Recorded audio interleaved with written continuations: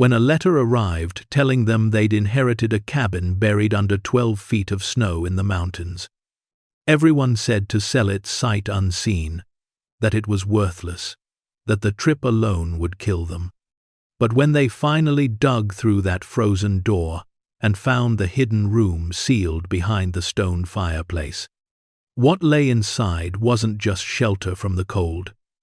It was $234 million in diamonds, and a secret that would test everything they believed about honesty, survival, and doing the right thing. Before we explore this incredible journey, make sure to smash subscribe because tomorrow we have an extra special story for you that will blow your mind. The radiator in the corner of the apartment clanked and hissed, but it barely pushed warmth into the small living room where Margaret Hayes sat hunched over the kitchen table.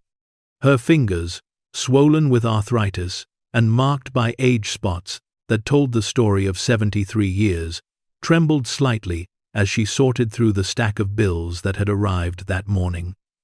Electric company, water department, the pharmacy with its never-ending prescriptions. Each envelope felt heavier than the last. Across from her, Thomas shifted in his chair, the old wood creaking under his weight the way his knees creaked when he stood these days. He didn't look at the bills.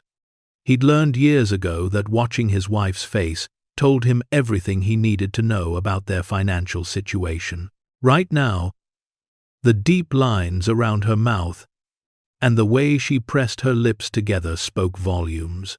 "How bad?" he asked quietly.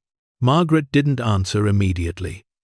She finished writing numbers in the margins of envelopes, adding and subtracting figures that never quite worked in their favor.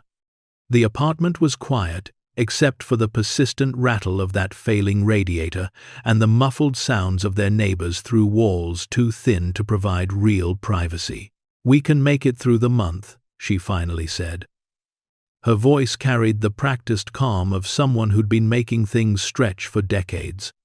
"But we'll need to cut back on the heat during the day.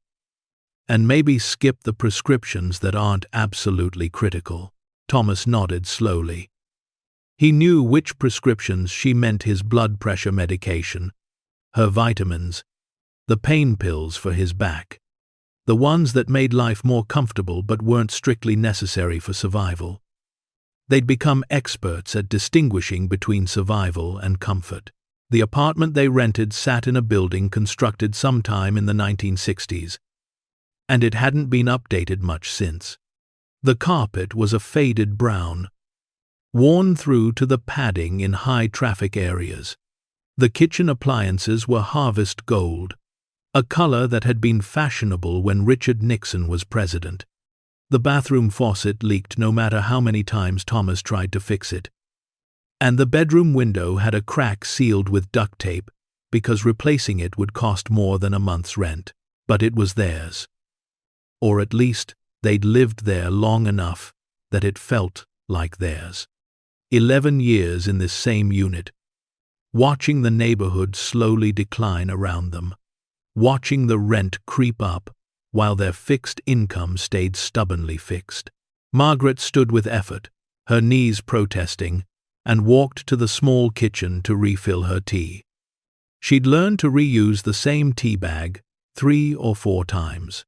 Not because she enjoyed weak tea, but because every dollar saved on groceries was a dollar that could go toward keeping the lights on or the water running. Thomas watched her move through their cramped space. She'd been beautiful once, and to him she still was, but he could see how the years and worry had carved themselves into her frame. She'd grown thin, not from vanity but from the habit of eating less so he could eat more. Her hair, which she cut herself using a mirror and scissors from the dollar store, had gone completely white. She wore the same 3 outfits in rotation, practical clothes from thrift stores, mended and remended until they were more patch than original fabric. He wasn't in any better shape. His work boots from his postal carrier days, bought 20 years ago, had been resoled twice and would probably need it again soon. His hands, once strong enough to carry a full mailbag for hours, now trembled when he tried to hold a coffee cup. The back injury he'd gotten lifting packages had never properly healed, and now it kept him awake most nights. A constant reminder of the price his body had paid for honest work. They'd done everything right, followed all the rules that were supposed to lead to a comfortable retirement. Thomas had worked for 40 years, barely missing a day, carrying mail through rain and snow and blistering heat. Margaret had spent 35 years as a school librarian, introducing children to books and helping them discover the magic of reading. They'd saved what they could, though it was never much. They'd paid their taxes, attended church, raised their daughter Rachel with love, and what little money remained after the necessities. And somehow, despite doing everything right, they'd ended up here, in a one-bedroom apartment with failing heat, sorting bills they could barely pay, wondering if they'd have enough left over for groceries after the landlord cashed the rent check. Their daughter called every Tuesday evening. Rachel lived in Oregon with her husband Donald and their 3 children. She'd made a good life out there, or at least she had, until Donald's company downsized him out of a job 6 months ago.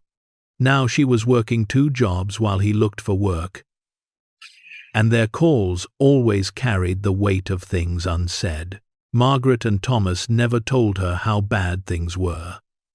When Rachel asked if they needed help, they'd smile into the phone and say they were managing just fine. Because what kind of parents would they be if they became a burden to their daughter when she was already struggling to feed her own children? The afternoon sun, weak and pale, crept across the carpet. Margaret returned to the table with her reheated tea and sat down again, this time pulling out the grocery list she'd been working on. She'd gotten scientific about it over the years, figuring out the exact number of calories they needed to stay functional, buying the cheapest sources of protein and carbohydrates, stretching everything as far as it would go. "I can pick up some shifts at the convenience store," Thomas offered. Not for the first time. "Tom, you're 73 years old, and you're back. I can still stand. I can run a register." Margaret reached across the table and took his hand. His skin was papery and dry, marked with scars from decades of work. "I know you can, but you shouldn't have to. Neither of us should." But should and would were different things, and they both knew it. That evening, after a dinner of rice, canned beans, and the last of the previous week's bread toasted to hide its staleness, Margaret walked to the mailbox in the building's lobby to see if anything else had arrived. The overhead light flickered. It had been doing that for weeks, casting uncertain shadows across the battered mailboxes. She expected the usual collection of advertisements and final notices. What she found was a thick, cream-colored envelope that stood out among the cheap bulk mail, like a diamond in a drawer full of rocks. The return address was embossed: Sullivan and Partners, Attorneys at Law, Denver, Colorado. Margaret's heart did something complicated in her chest. Letters from lawyers were never good news. She almost didn't want to open it, didn't want to discover what new crisis or complication had found them. But she carried it upstairs anyway, her feet heavy on each step. Thomas was dozing in his chair when she returned, his chin on his chest, his breath coming in soft snores. Margaret stood for a moment watching him sleep. He looked older when he slept, more vulnerable. She could see the boy he'd been hiding somewhere in that worn face, the young postal worker who'd asked her to dance at the church social 52 years ago. She sat at the table and opened the envelope carefully.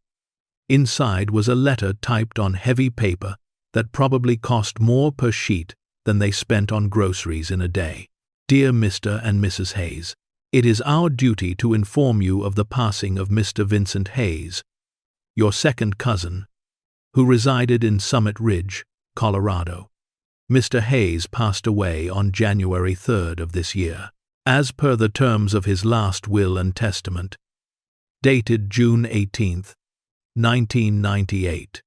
You have been named as the sole beneficiaries of his estate, which includes a cabin property located at 4847 Blackwood Trail, Summit Ridge, Colorado, and all contents therein. The property consists of approximately 12 acres of land and a 2-story cabin built in 1963. Please be advised that the property has not been occupied since approximately 2010, and its current condition is unknown. Please contact our office at your earliest convenience to discuss the transfer of ownership and any associated legal matters. We have enclosed the necessary documentation for your review. Our condolences for your loss. Sincerely, Patricia Sullivan, Esquire. Margaret read the letter 3 times before the words fully penetrated. An inheritance. A cabin. 12 acres in Colorado. She looked at Thomas, still sleeping, and felt something she hadn't felt in years. Not hope exactly, she was too old and too tired for hope, but maybe the faintest possibility of hope. The distant echo of what hope might sound like if you still believed in such things. "Tom," she said softly. "Tom, wake up." He startled awake, immediately alert in the way people become when they've spent too many years worrying about emergencies. "What? What's wrong?" "Nothing's wrong. At least, I don't think so. Look at this." She handed him the letter. He fumbled for the reading glasses he kept in his shirt pocket and read slowly, his lips moving with the words. When he finished, he looked up at her with an expression she couldn't quite read. "Vincent Hayes," he said slowly. That's my father's cousin's boy. I met him maybe twice. At family reunions when I was young. He must have been, 5 years older than me. You remember him?" Thomas nodded slowly, reaching back through decades of memory. "Quiet kid. Or quiet man, I guess. My father said he went to Africa right after the service. Vietnam era. But he somehow ended up in Africa instead. Then after he came back, he just disappeared. Dad tried to stay in touch. But Vincent moved around a lot. And then eventually he just stopped responding to letters. And now he's left us his cabin," Margaret said. They sat in silence for a moment, both of them trying to process this unexpected development. "It's probably worthless," Thomas finally said. "Letter says it hasn't been lived in for over a decade. In mountain country, that means the roof's probably caved in, pipes burst, floor rotted out, probably animals living in it. But the land," Margaret said, 12 acres in Colorado. Even if the cabin's ruined, the land has to be worth something." Thomas picked up the letter again, studying it. "Summit Ridge. I looked that up once, years ago, when I was trying to find Vincent. It's way up in the mountains. Remote. Not much up there except snow and pine trees. Could we sell it? Maybe. Probably. If we can find a buyer." He paused. "There'll be property taxes owed. Maybe back taxes if Vincent wasn't keeping up with payments. Legal fees for the transfer. Could eat up most of whatever we'd get from a sale." Margaret felt that brief flicker of possibility start to dim.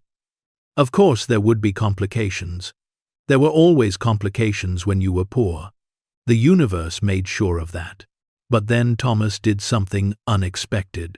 He stood up, walked to the bookshelf where they kept their old road atlas, the one they'd used for the 3 or 4 real vacations they'd taken over the years, and opened it to the Colorado page. "Summit Ridge," he said, tracing the map with his finger. "It's about 2,000 miles from here. 4, maybe 5 days of driving if we took it slow." Margaret looked at him. "Tom, what are you thinking?" He didn't answer immediately.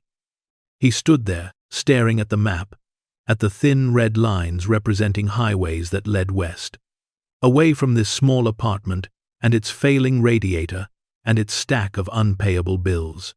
"I'm thinking," he finally said, "that we could go look at it before we sell it, just to see what Vincent left us, what he wanted us to have. We can't afford the trip. Gas alone would be. We have the credit card. The one we keep for emergencies." "This isn't an emergency, Tom." He turned to face her, and she was startled by the intensity in his eyes. "Isn't it? Maggie, we're barely surviving here. Another few months and we won't be able to afford even this place. We'll be living with Rachel, cramped into her house, trying not to be in the way, while her family struggles to make ends meet. So, you want to spend money we don't have to drive across the country to look at a broken-down cabin?" "I want," Thomas said slowly, "to see what my cousin thought was important enough to leave to us. I want to stand on 12 acres of land that belongs to us, instead of a landlord. I want—" He paused, struggling for words. "I want one more adventure before I'm too old to have adventures. Is that crazy?" Margaret looked at him, really, looked at him, and saw past the 73 years and the failing body to the young man who'd been brave enough to ask her to dance, who'd carried her over the threshold of their first apartment, who'd held her when they lost their second pregnancy, who'd worked until his back broke to give their daughter a better life than they'd had. "It's probably crazy," she said quietly. "But you know what? I think I want to be crazy with you." Thomas smiled, and it transformed his whole face. "Really? Really? We'll probably regret it. The cabin's probably falling apart. We'll probably spend our emergency fund on a wild goose chase and come back worse off than we started. Probably." Thomas agreed. "But at least we'll have tried," Margaret said. "At least we'll have one more story to tell." They spent the rest of the evening planning. Thomas calculated the gas mileage their ancient sedan got and mapped out the cheapest route. Margaret called the lawyer's office and left a message saying they'd be coming to Colorado to see the property in person. They packed light 2 duffel bags with warm clothes because February in the mountains would be brutal. They made sandwiches for the road. They unplugged everything in the apartment to save on the electric bill while they were gone. And through it all, Margaret felt something stirring in her chest that she'd almost forgotten the shape of. Not hope, exactly, but something close to it. The possibility that life might still have surprises left. That there might be more to their story than slowly running out of money and waiting for the end. Their daughter Rachel called that evening. Her regular Tuesday call. "How are you both doing?" she asked. The question weighted with worry. "We're good, sweetheart," Margaret said, and was surprised to find it was almost true. "Actually, we're about to take a trip." "A trip?" "Colorado. Your father inherited a cabin from a cousin he barely knew. We're going to go see it." There was a long pause on the line. "Mom, are you sure that's a good idea? It's winter." "You're not. I mean, you're both. We're both old, Rachel. You can say it. We know. Smy. Smy. Smy. I was going to say you're both not used to mountain driving. Especially in winter. This sounds dangerous." Sensed applied. Margaret looked at Thomas, who was listening from his chair. "You know what's dangerous? Sitting in this apartment waiting for our money to run out, waiting for our bodies to fail completely, waiting to become a burden to you." "You're not a burden." "Not yet," Margaret interrupted gently. "But we will be, eventually. And before that happens, while we still can, we want to have one more adventure. We want to see what Vincent left us. We want to stand on land that belongs to us, even if it's just for a day before we sell it." Rachel was quiet for a moment. Then, "Okay, but please be careful. Call me every night so I know you're okay. And Mom, I love you. Both of you. We love you too, sweetheart. Don't worry about us. We've survived this long. We can handle a road trip." After they hung up, Margaret felt tears on her cheeks. She wasn't sure when she'd started crying. "Second thoughts?" Thomas asked. She shook her head. "No. Just thinking about how lucky we are to have her, and how much I don't want to burden her with our problems." "Then we'll figure something out," Thomas said firmly. "Even if the cabin's worthless, even if we come back with nothing, at least we tried. At least we took a chance." They left before dawn on a Monday morning. The sky was still dark, stars fading as the first hint of light touched the eastern horizon. Their car, a 20-year-old sedan with rust spots and a tendency to pull to the left, sat in the parking lot, covered in frost. Thomas scraped the windshield, while Margaret loaded their meager supplies. The cooler with sandwiches, the thermos of coffee, their duffel bags, a toolbox, because Thomas couldn't help thinking they might need tools, a first aid kit, the atlas. All of it fit easily in the small trunk. As Thomas backed out of the parking space they'd occupied for 11 years, Margaret took one last look at the apartment building. 4 stories of faded brick and chipped paint. Home, such as it was. "No regrets?" Thomas asked. "Only that we didn't do this sooner," Margaret replied. The drive out of the city was quiet.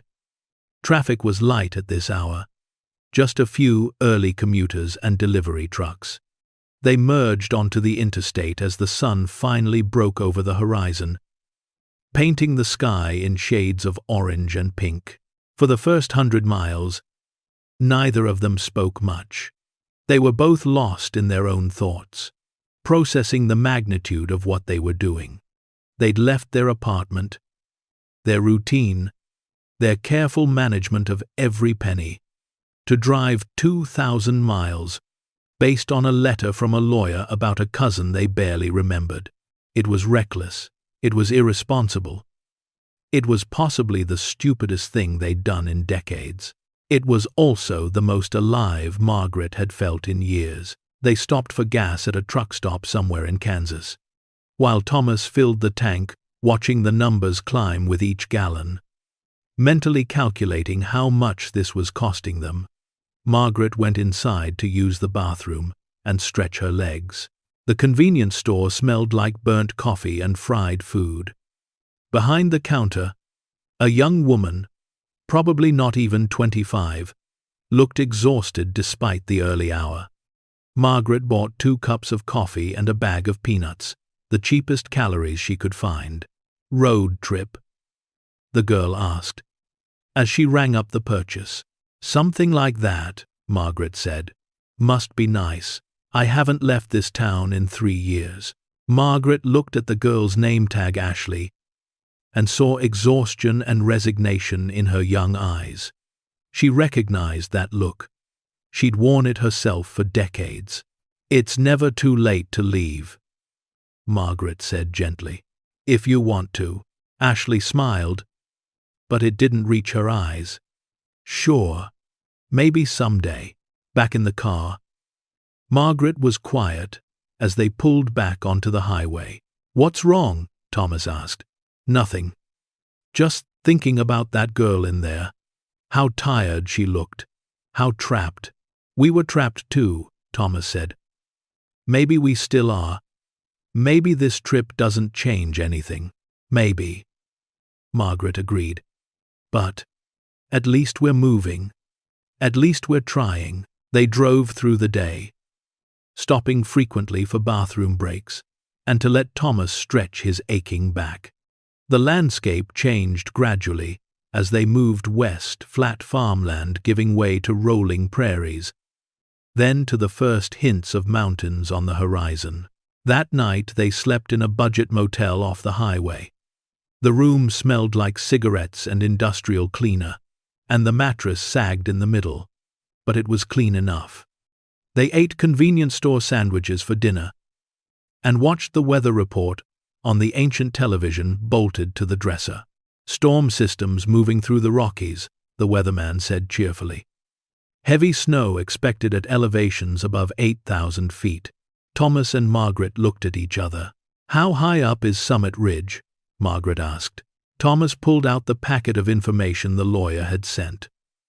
"Property is at 9,200 feet elevation. So we're driving into a snowstorm. Looks that way."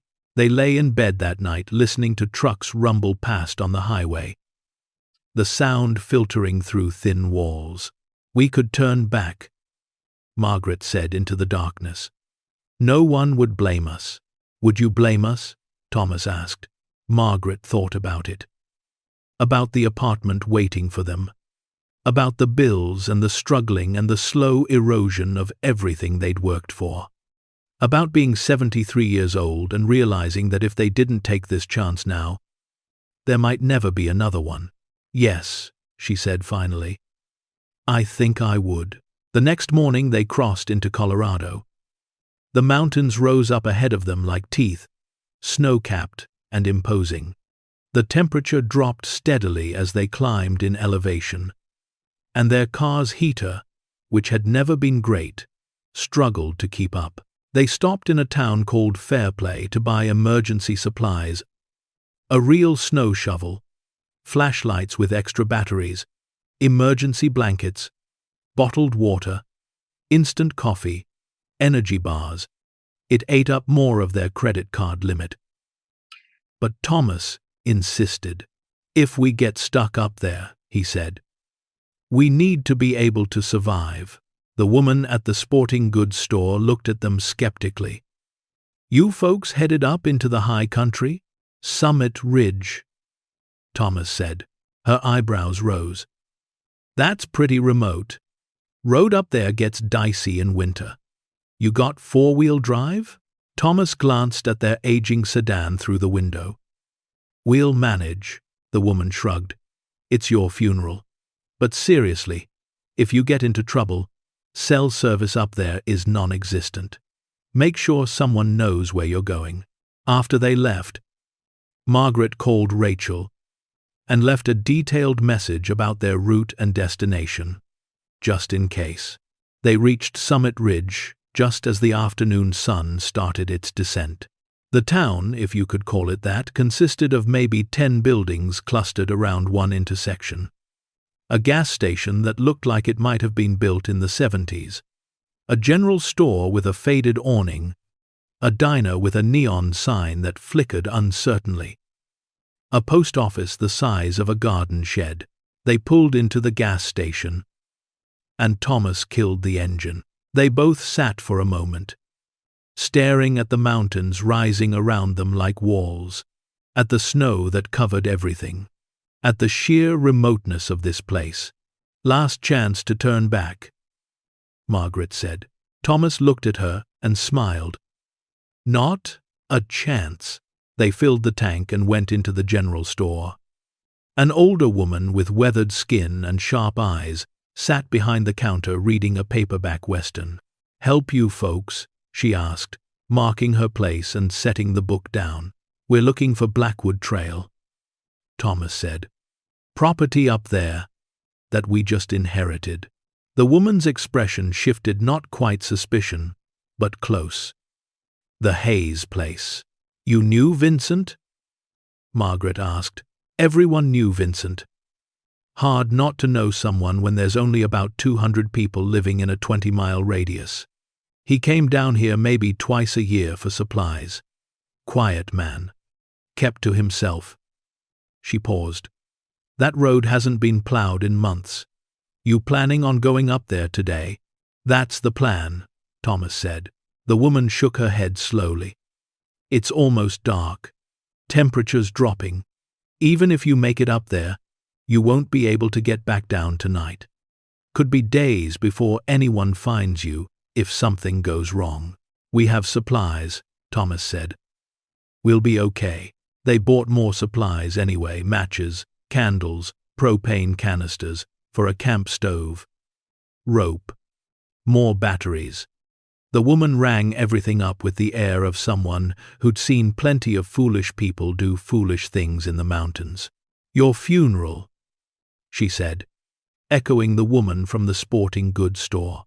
Blackwood Trail is about 8 miles up the main road, then another 7 miles on a Forest Service road. You'll see a marker, probably buried under snow. House is maybe another half-mile past that. Good luck. As they loaded the supplies into the car, Margaret felt her heart pounding. This was it. They were really doing this. The road up was exactly as treacherous as promised.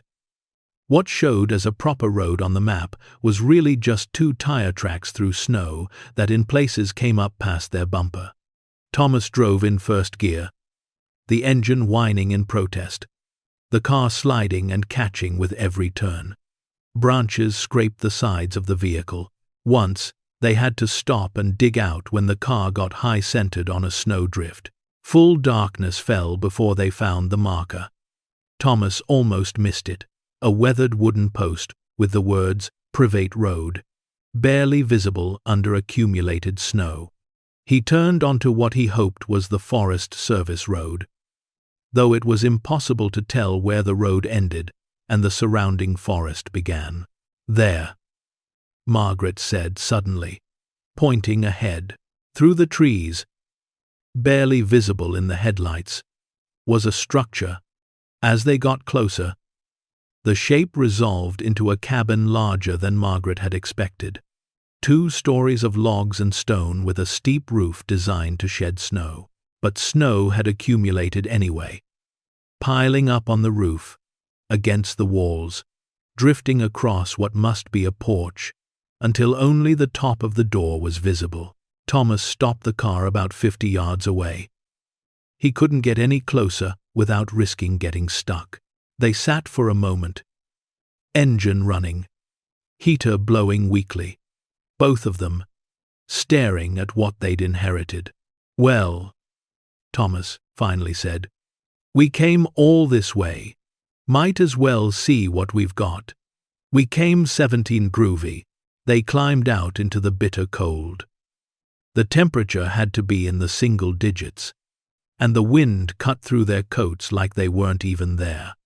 Margaret's breath came out in clouds, and her fingers immediately started going numb despite her gloves.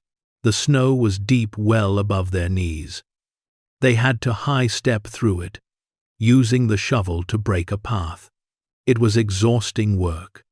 Every few feet, they had to stop and catch their breath, their hearts pounding, their lungs burning from the thin mountain air. By the time they reached the buried porch, both of them were sweating despite the cold. Thomas began shoveling in earnest, clearing the drifts away from the door.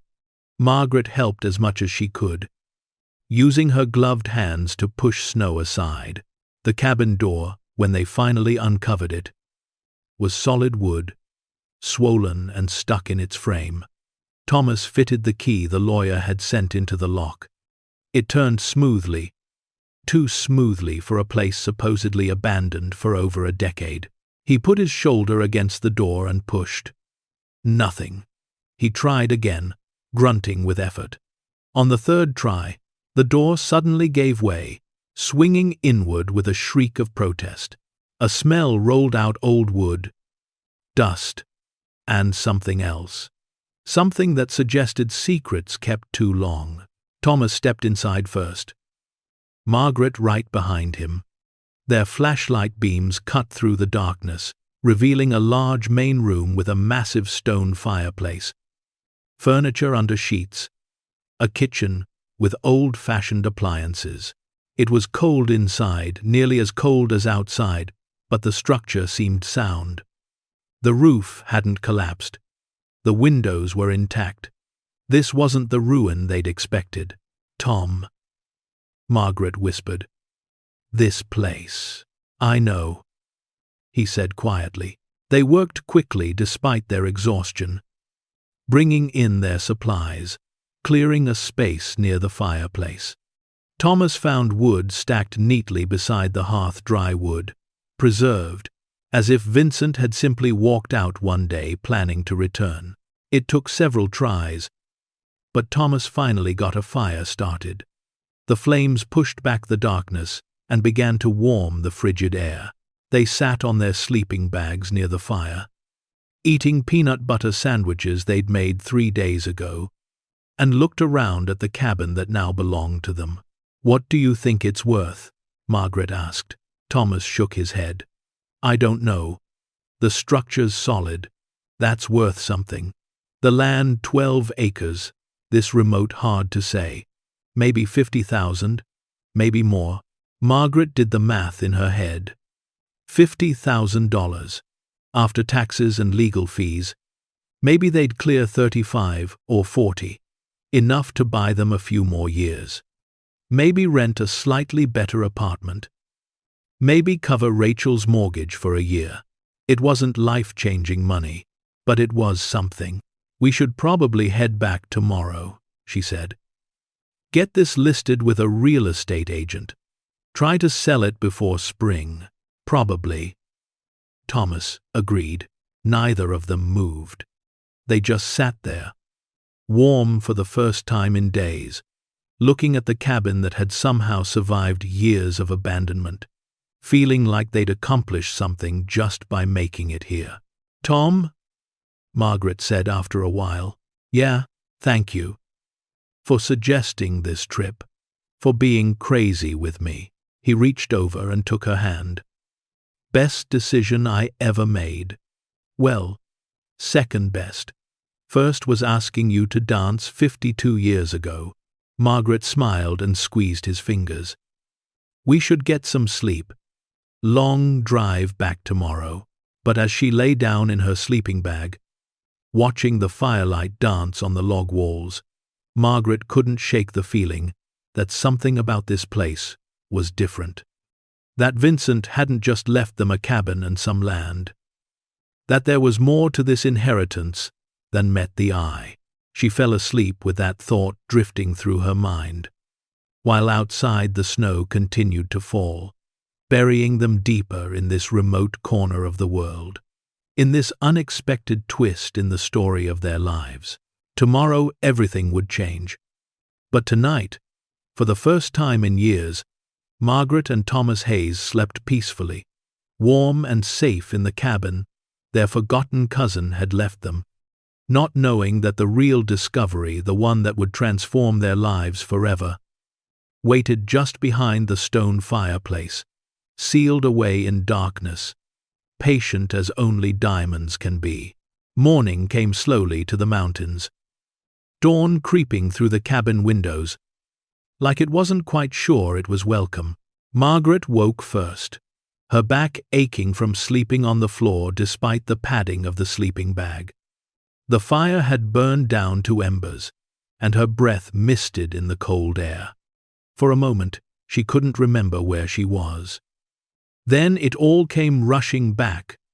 The drive, the snow, the inheritance. She sat up carefully, wincing as her joints protested. Beside her, Thomas still slept, his snoring soft and steady. In the pale morning light, she could see the cabin more clearly than she had the night before. It was bigger than she'd realized, the main room spacious, with the massive stone fireplace dominating one wall. The kitchen area off to the left looked functional, if outdated. A staircase led up to what must be a second floor. Margaret added wood to the fire and waited for the flames to catch before she stood and began exploring. Every surface was thick with dust, but beneath that dust was something unexpected care. The books on the shelves were arranged neatly, their spines faded but orderly. The furniture under the sheets was solid and well maintained. Tools hung on pegboards near the back door with a precision that suggested someone who valued order. This wasn't a place someone had abandoned. This was a place someone had been forced to leave. She found the kitchen surprisingly well stocked with canned goods, though the dates showed they'd expired years ago. Plates sat in cupboards, clean despite the dust. Silverware lay organized in drawers. In a pantry, jars of preserves lined the shelves. Peaches, tomatoes, green beans, all dated from 2009. Maggie? She turned to find Thomas sitting up, rubbing sleep from his eyes. "Morning," she said. "I was just looking around. Tom, this place, it's not what we expected." He stood with a groan and joined her, moving through the space with the same sense of wonder she felt. They climbed the stairs together, their footsteps creaking on the wooden treads. Upstairs were 2 bedrooms, both furnished simply but completely. One had a bed with a hand-sewn quilt. The other was set up as an office, with a desk, filing cabinets, and more books. In the closet of the main bedroom, Vincent's clothes still hung on wooden hangers: flannel shirts, heavy coats, sturdy pants, boots lined up below, polished and maintained.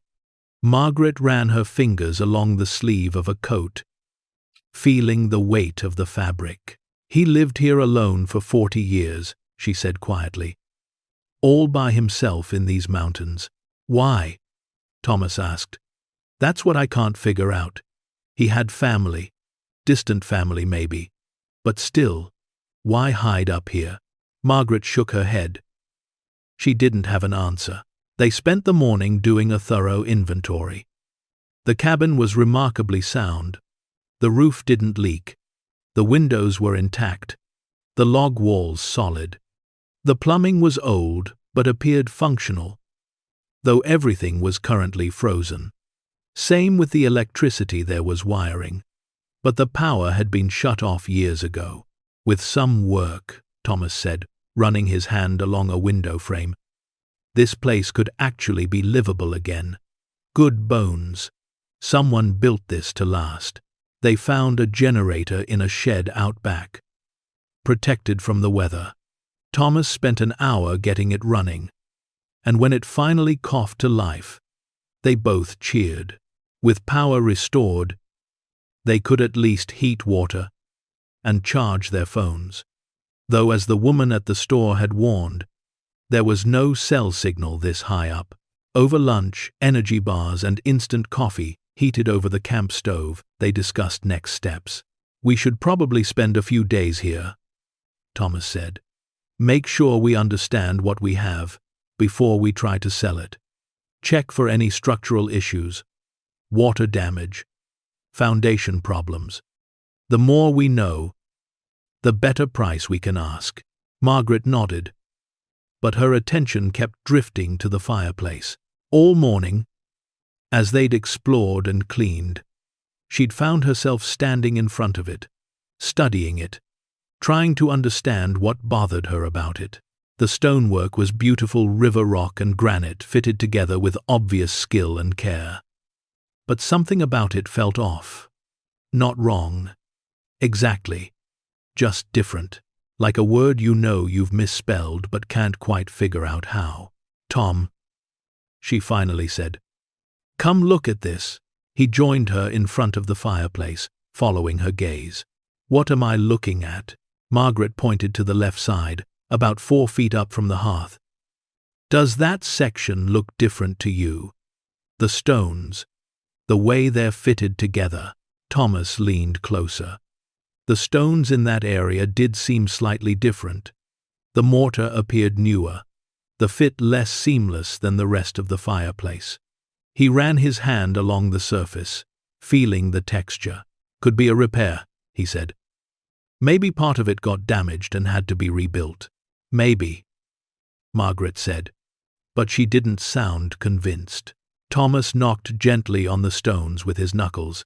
The sound that came back was hollow, distinctly different from the solid thud of the surrounding masonry. They looked at each other. "That doesn't sound right," Margaret said. Thomas knocked again, moving his hand across the surface. Most of the fireplace sounded solid, dense, but this section, roughly 3 feet by 4 feet, echoed slightly when struck. Could be a storage nook, he said, trying to think of a logical explanation.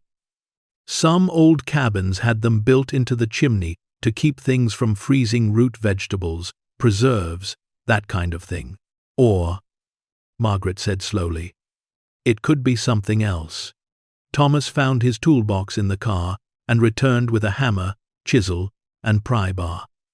He studied the suspicious section for a long moment before beginning to carefully chip away at the mortar around one of the stones. Margaret held the flashlight, her hands trembling slightly. She told herself it was just the cold, but that wasn't entirely true.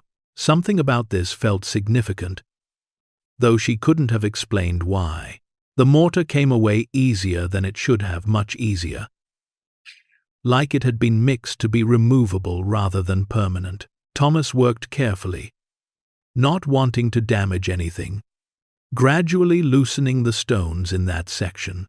After about 30 minutes, he was able to grip the edge of a large cornerstone and pull. It resisted at first, then suddenly came free, revealing darkness behind it. Cold air rushed out, stale and undisturbed, carrying a smell like old storage and secrets.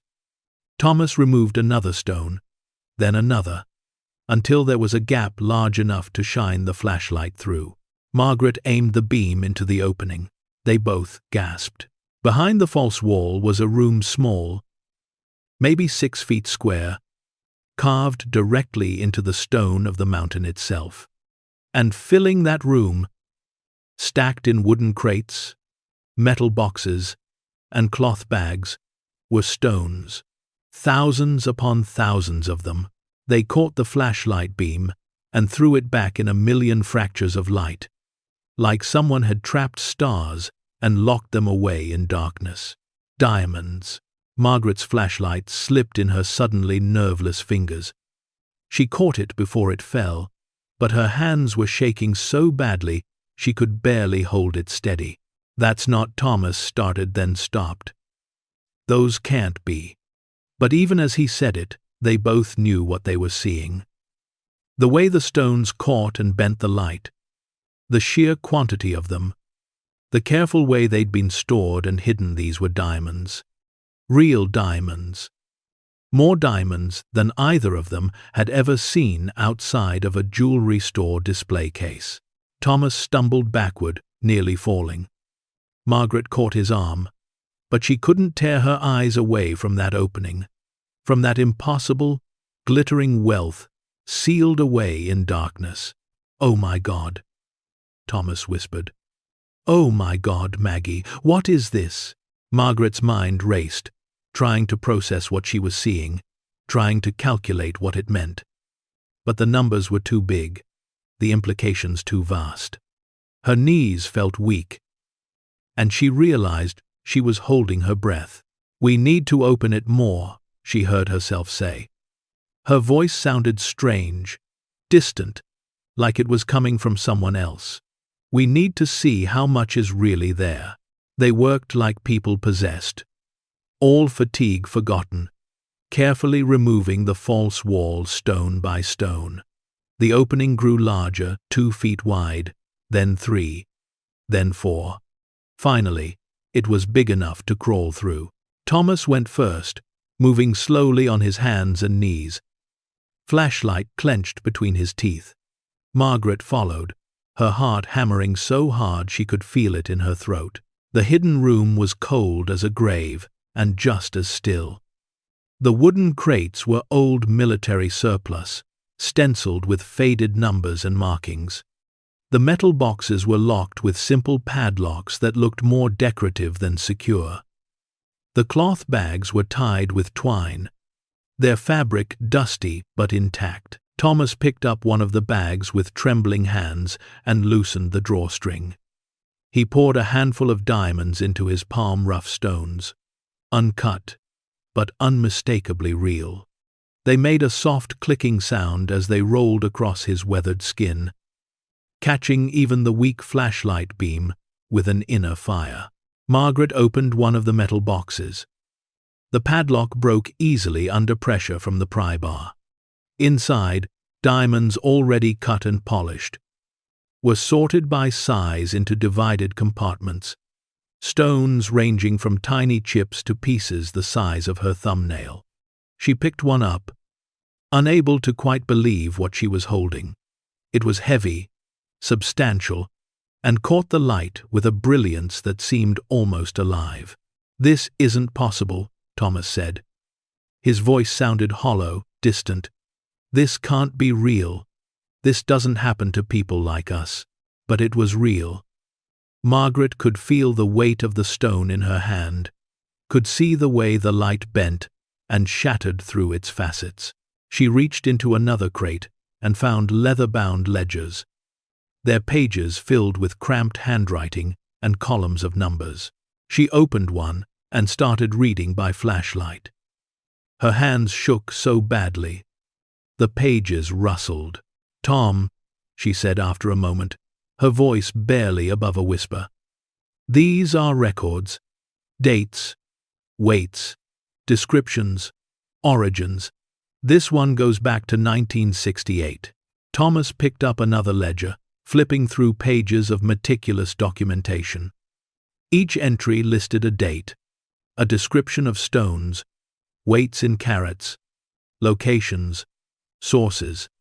The handwriting was precise, obsessive. The work of someone who'd spent decades cataloging every single stone. "Where did he get all these?" Thomas asked. "You can't just buy this many diamonds. This has to be." He couldn't finish the sentence. Neither of them wanted to say what they were both thinking. Stolen. They spent the next hour going through the hidden room, their initial shock giving way to systematic examination. There were more documents, receipts, certificates of authenticity, letters. Margaret found a locked briefcase and used a rock to break the corroded lock.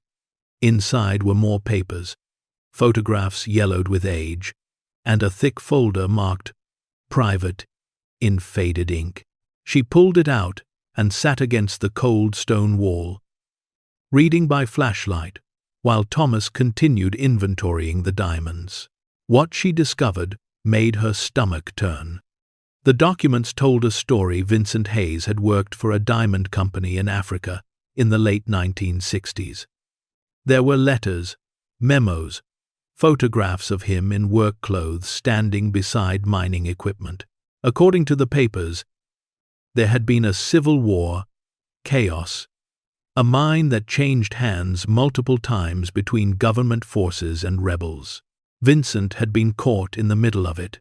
The letters suggested he'd helped people, refugees fleeing the violence. He'd hidden them, transported them, gotten them to safety at considerable personal risk. And somehow, in the process, he'd ended up with diamonds. Lots and lots of diamonds. One letter, dated June 14, 1971, was from someone named Samuel. It was addressed to Vincent and appeared to be a response to a letter Vincent had written. "Dear Vincent, I received your letter with much concern. I understand your worry about the stones. But please, my friend, you must understand you saved my family, my wife, my 3 children, my elderly mother. We would all be dead without your courage. Those diamonds were payment for our lives, freely given in gratitude and respect. No one is looking for them. The company collapsed. The records were destroyed in the fighting. The men who ran that operation are dead or scattered. What you have is yours, earned through blood and mercy. You put your own life at risk for people you did not know, for no reason except that it was right. Build a life with these stones. Buy land, start a business, find peace. You have earned that much and more. Do not let guilt poison this gift. We gave them freely. with grateful hearts. Your friend always, Samuel. Margaret passed the letter to Thomas with trembling hands. He read it twice, his expression shifting from confusion to understanding, to something like relief. So he didn't steal them, Thomas said slowly. They were given to him, payment for saving lives, or a gift, or both. Margaret looked around the hidden room at the fortune stacked in boxes and bags, but he never used them, never sold a single one, as far as I can tell from these records. He just kept them, hid them away up here, and lived on almost nothing. But why? Thomas asked. Why hide a fortune when you could use it to actually live? Margaret found another letter, this one in Vincent's own handwriting, apparently a draft that was never sent. The paper was creased and stained, as if it had been folded and unfolded many times. I cannot touch them. I know what Samuel said. I know they were freely given, but every time I look at these stones, I see the faces of the people I could not save, the children who died before we could get them to safety, the families torn apart, the villages burned. Yes, I saved Samuel's family. I am grateful for that. But I failed so many others. These diamonds, they feel like blood money, even though I know that is not fair to Samuel and the others who gave them to me. They meant it as a blessing, but I can only see the curse. I brought them here meaning to sell them, to start over, to build something new. But I cannot, so I will keep them safe. Maybe someday they will mean something different to someone else. Maybe someday they will represent hope instead of horror. Maybe someday someone braver than I am will know what to do with them. Margaret felt tears on her cheeks. She hadn't realized she was crying. She handed the letter to Thomas, who read it with his jaw clenched tight. They sat in that cold, hidden room for a long time, surrounded by more wealth than they'd ever imagined, beginning to understand the burden that came with it. What do we do? Margaret finally asked. Thomas looked at her, his face drawn and tired in the flashlight's glow. I don't know. I honestly don't know. They crawled back out of the hidden room and sat by the fire, neither speaking for a long time. The diamonds were still there, waiting in the darkness behind them. The fortune was real. The complications were real. And they had no idea what to do next. Margaret put another log on the fire and watched the flames climb. She thought about Vincent Hayes, about the weight he'd carried for 5 decades, about the choice he'd made to hide the diamonds rather than use them, to let them sit in darkness rather than risk doing something wrong with them. He left them to us, she said quietly. The cabin, the diamonds, all of it. He could have destroyed them, could have thrown them in a lake, or buried them where no one would ever find them, but he left them to family. Thomas nodded slowly. Maybe he hoped we'd be braver than he was, or wiser, or at least different. Or maybe, Margaret said, he just hoped we'd understand. The fire popped and cracked. Outside, the mountains stood silent, indifferent to the struggle happening within the cabin walls. They tried to sleep that night, but it was impossible.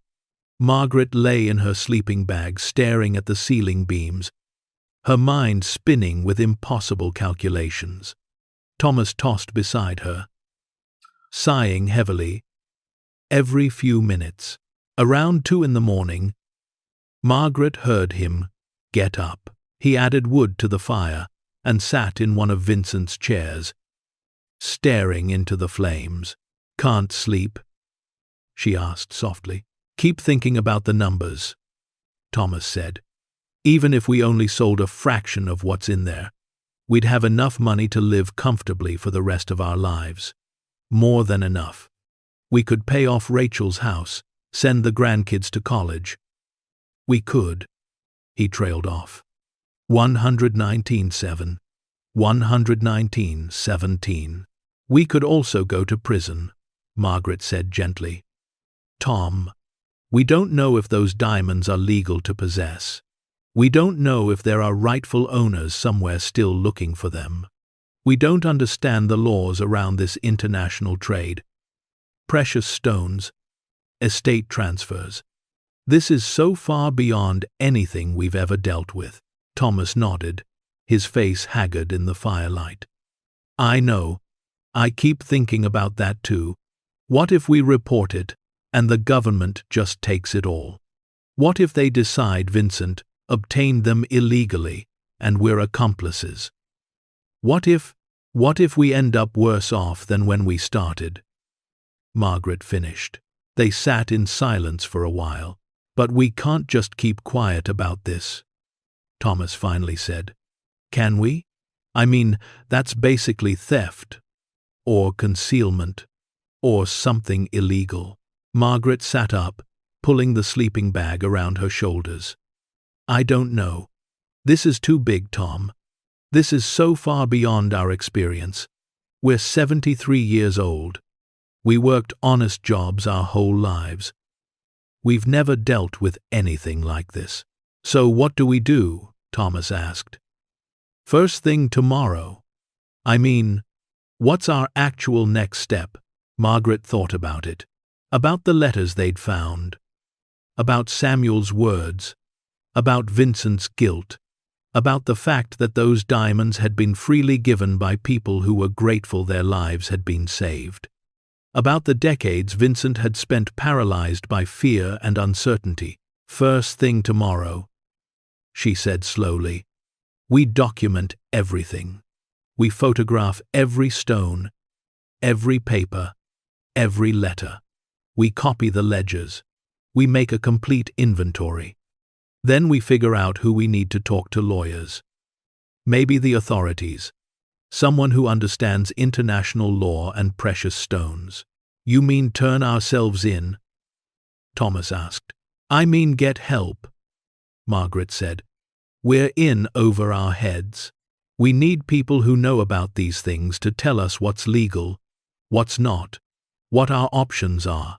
Thomas was quiet for a long moment. Then he said, what if I just wanted to take a few? Not all of them, not even most. Just enough to pay our bills for a few years. No one would ever know. Margaret looked at him, at her husband of 51 years, at the exhaustion and fear in his face. She understood the temptation. God knows she'd been thinking the same thing. Vincent would know, she said softly. And we'd know, and it would eat at us the same way it ate at him. Every time we spent that money, we'd wonder if we'd stolen it. If we'd done the wrong thing. If we'd betrayed the people who gave those stones to Vincent in gratitude. Thomas rubbed his face with both hands. So, we'd just give it all up? Watch it get taken away by the government or lawyers or whoever? I don't know, Margaret admitted. Maybe. But at least we'd be able to sleep at night. They returned to their sleeping bags. But sleep still wouldn't come. Margaret stared at the fire shadows dancing on the log walls and tried to imagine different futures. In one, they kept the diamonds secret and lived in fear of discovery. In another, they reported everything and watched their unexpected fortune disappear into legal complications. In a third, they tried to do something good with the money. Something that would honor Vincent's guilt and Samuel's gratitude both. But every scenario seemed fraught with danger, with moral complications, with the possibility of making everything worse. Dawn came eventually, grey and cold. Margaret had maybe slept an hour, her dreams fractured and anxious. Thomas looked even worse, his eyes red-rimmed, his face pale. They made instant coffee and ate energy bars for breakfast, neither of them speaking much. The cabin felt different now. The comfortable sanctuary of the night before had been replaced by something heavier, more oppressive. The hidden room behind the fireplace pressed on them like a physical weight. After breakfast, Thomas got out his phone and started taking photographs. He documented the false wall, the hidden entrance, every angle of the room beyond. He photographed the crates, the boxes, the bags. He opened containers and photographed the diamonds themselves. Rough stones, cut stones, large and small. Margaret copied the ledgers by hand, writing down dates and descriptions and numbers that made her hand cramp just from writing them. So many stones, so much wealth, so much responsibility. By afternoon, they had hundreds of photos and dozens of pages of notes. Thomas backed everything up to a small flash drive he'd brought for documents. "Now what?" he asked. Margaret looked at the opening in the fireplace, at the darkness beyond, where $234 million in diamonds waited for a decision that two elderly people, in way over their heads, had to somehow make. "Now," she said, "we figure out who we can trust to help us, because we can't do this alone." That night was even worse than the one before. Every creak of the cabin made Margaret's heart race, certain that someone had found out about the diamonds, that they were about to be robbed or arrested or worse. Every gust of wind sounded like vehicles approaching. Every shadow looked like a person watching from the darkness. Thomas paced the cabin, unable to sit still, wearing a path in the dusty floor between the fireplace and the kitchen. "We're not criminals," he muttered at one point. "We inherited this place. We found something hidden here. That doesn't make us criminals, doesn't it?" Margaret asked. She was sitting at Vincent's old desk, still going through papers. "If we know about a fortune and don't report it, isn't that a crime? Concealment or something?" But it was freely given to Vincent. The letters prove that. Letters 50 years old from people who might be dead, from a country that doesn't exist anymore. "Tom, we have no way to verify any of this. For all we know, Vincent was lying to himself. For all we know, he did steal these." Thomas stopped pacing and looked at her. "You don't believe that?" Margaret sighed. "No, I don't. The guilt in his letters, that was real. Vincent was tormented by this. But what I believe, and what we can prove, are different things." She found another document, a hand-drawn map with notations in Vincent's handwriting. It showed the cabin, the mountains, and several locations marked with X's and notes. Cache point 1, cache point 2. Backup storage. "Tom," she said slowly, "I think there might be more." She said it. He came to look at the map. "More what?" "More diamonds. Look at these markings. I think Vincent hid diamonds in multiple locations, not just in the cabin." Thomas sat down heavily. "Oh God! How much more?" Margaret studied the map. The notations suggested at least 3 other hiding places, though it was hard to tell from the crude drawing exactly where they might be. "We can't search for them now," Thomas said. "Not in winter. Not with snow this deep. I'm not sure we should search for them at all," Margaret said. "We're already drowning. More just makes it worse." They sat together in the flickering firelight, both of them feeling the weight of Vincent's secret crushing down on them. They'd come here expecting to find a broken-down cabin they could sell for enough money to buy them a few more years of scraping by. Instead, they'd found a fortune and a burden and a choice that seemed impossible to make. "Tomorrow," Thomas finally said, "tomorrow we drive back to town. We find the lawyer who sent us the inheritance papers. We tell her everything. We ask for help." Margaret nodded. It was the only plan that made sense. They couldn't handle this alone. They needed someone who understood law and diamonds and international complications. They needed someone to tell them if they were sitting on a legitimate inheritance or holding evidence of a 50-year-old crime. They needed someone to help them decide if Vincent's gift was a blessing or a curse. That night, Margaret dreamed of diamonds pouring from her hands like water, each stone carrying a face, people she'd never met but somehow knew were the ones Vincent couldn't save. In her dream, Samuel was there too, holding out his hands, asking her to do what Vincent couldn't, to transform guilt into grace, burden into blessing. She woke with tears on her face and Thomas's hand gripping hers in the darkness. "I heard you crying," he whispered. "I'm scared," she admitted. "Tom, I'm so scared. We're too old for this. We don't know what we're doing." "I know," he said. "But we'll figure it out. We always have." Margaret wanted to believe him. But as she lay there, listening to the wind howl through the mountains and the cabins settle around them, all she could think about was Vincent Hayes, spending 40 years alone in these mountains, paralyzed by a gift he couldn't bring himself to use. She didn't want that to be their story too. The diamonds waited in the darkness behind the fireplace, patient as only diamonds can be. They'd waited 50 years already.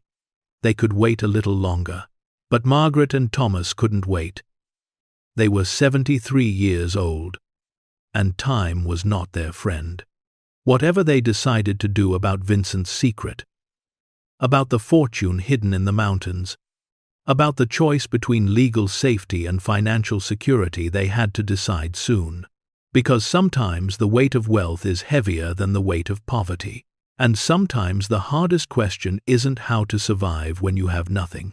It's what to do when you suddenly have everything, and no idea if it's really yours to keep. The drive back down the mountain the next morning was treacherous. Fresh snow had fallen overnight, and Thomas had to navigate carefully, the car sliding on switchbacks, while Margaret gripped the door handle and prayed silently. Neither of them spoke much. The weight of what they'd discovered sat between them like a third passenger. When they finally reached Summit Ridge, Thomas pulled into the parking lot of the general store. They needed supplies, but more than that, they needed information. The same weathered woman from before sat behind the counter, her paperback, Western, open to a new page. "You folks made it back down," she said, looking up. "Wasn't sure you would, weather being what it is." "We made it," Margaret said, "though just barely. Can I ask you something?" The woman marked her page. "Shoot, you said you knew Vincent Hayes. What was he like?" "What was he like?" The woman studied them for a long moment, as if deciding how much to share. "Quiet, kept to himself, but decent, you know? Couple times when folks were in trouble up here, bad winters, medical emergencies, that sort of thing, Vincent would show up with supplies or offer to help. Never wanted thanks. Never wanted payment. Just did what needed doing. And disappeared back up to that cabin." "Did he ever talk about his past?" Thomas asked. "About Africa? Or the war?" The woman's expression shifted. "So, you found something up there?" It wasn't a question. Margaret's heart skipped. "What makes you say that?" "Because that's the only reason anyone asks about Vincent's past. He told me once, years ago when he'd had too much whiskey on a Christmas Eve, that someday someone would come asking questions. Said, when that happened, I should send them to Howard Bentley over on Pike Street. Said Howard knew the whole story." Thomas and Margaret exchanged glances. "Where's Pike Street?" Thomas asked. 20 minutes later, they were standing on the porch of a small cabin on the outskirts of town. The man who answered the door was in his late 60s, lean and weathered, with sharp eyes that took in their faces, their old car, their anxious expressions. "You're the ones who inherited Vincent's place," he said. It wasn't a question. How did you know? Margaret asked. Small town. Word travels. Besides, I've been expecting someone to show up ever since Vincent passed. He stepped back from the door. Come in. We need to talk. Howard Bentley's cabin was warm and cluttered with books, maps, and photographs. He poured them coffee, real coffee, not instant, and settled into an armchair that had clearly been his spot for years. You found the diamonds, he said. Thomas nearly dropped his cup.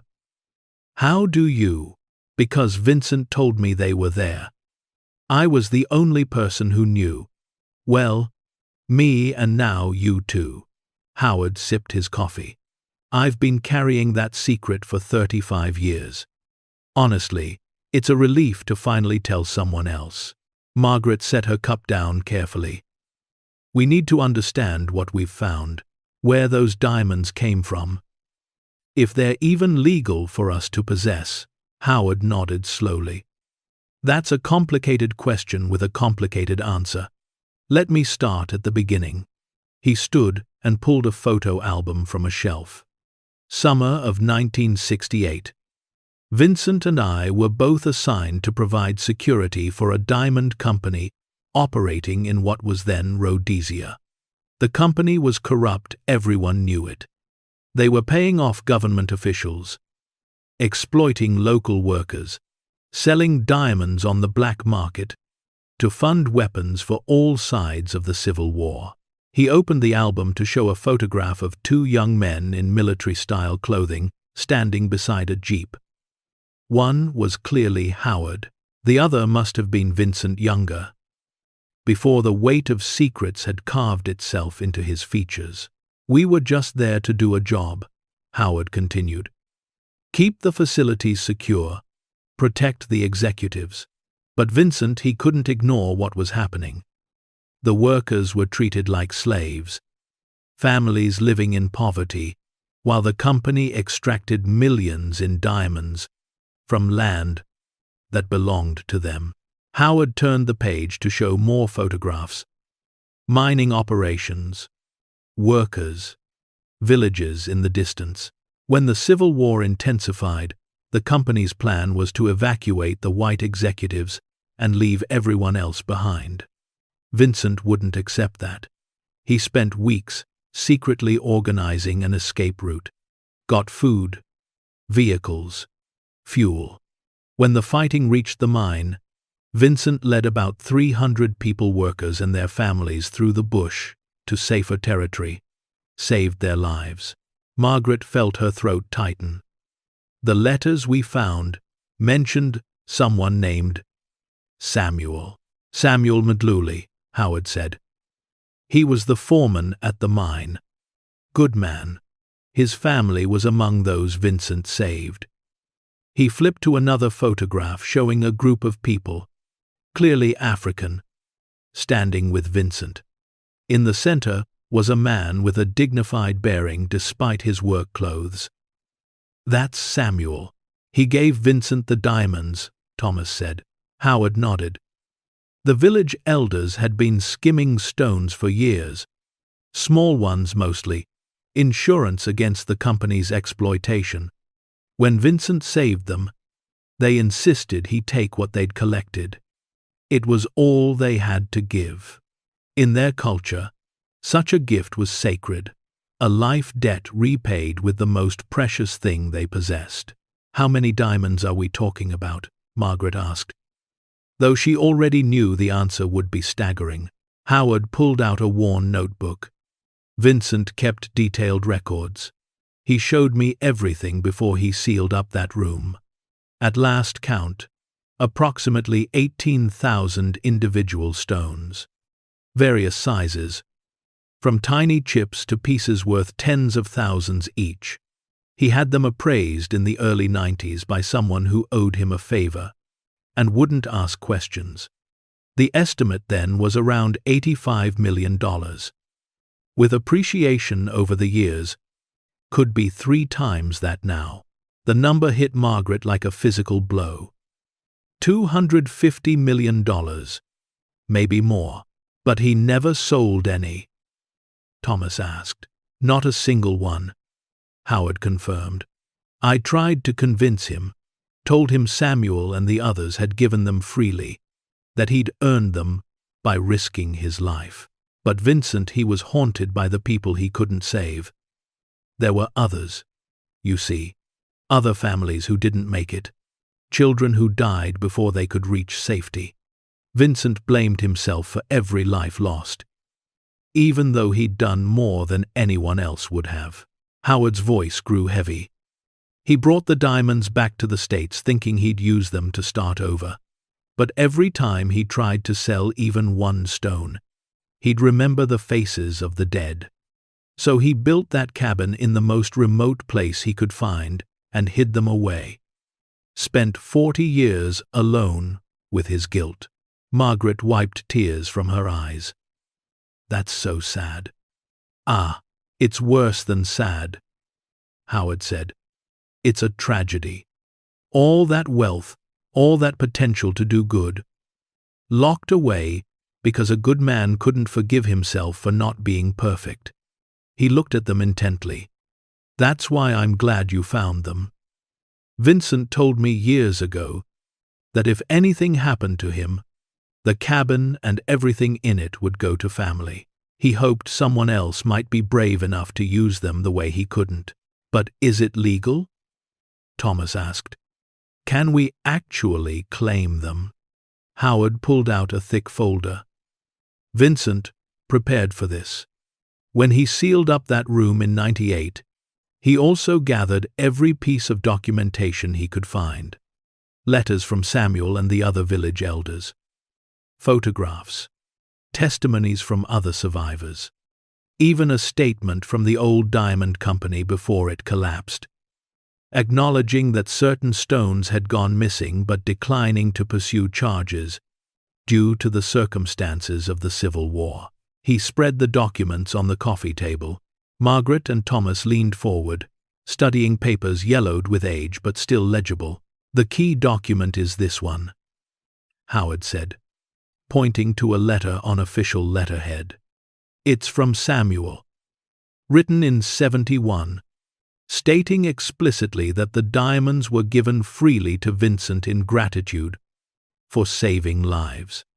It's witnessed by 3 village elders and notarized by a missionary who was working in the area. Under international law, that makes them a legitimate gift. But the country doesn't exist anymore, Margaret said.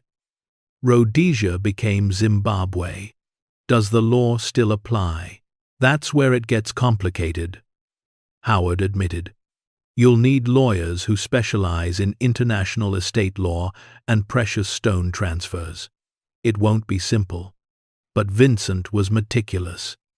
He kept every receipt, every certification, every piece of paper that might prove the diamonds were legitimately his.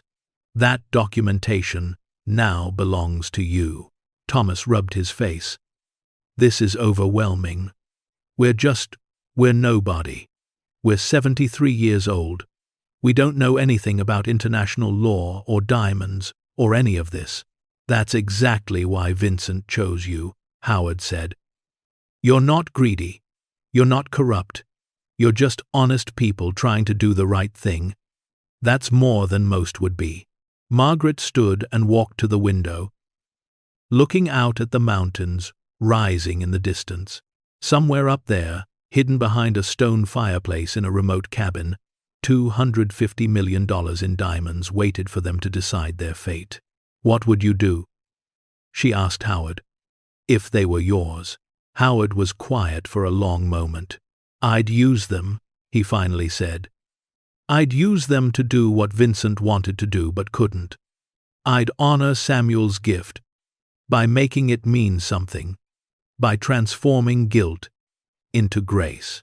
What happens next will test everything Margaret and Thomas believe about honesty and courage, force them to choose between safety and justice, and prove that sometimes doing the right thing is the hardest thing of all.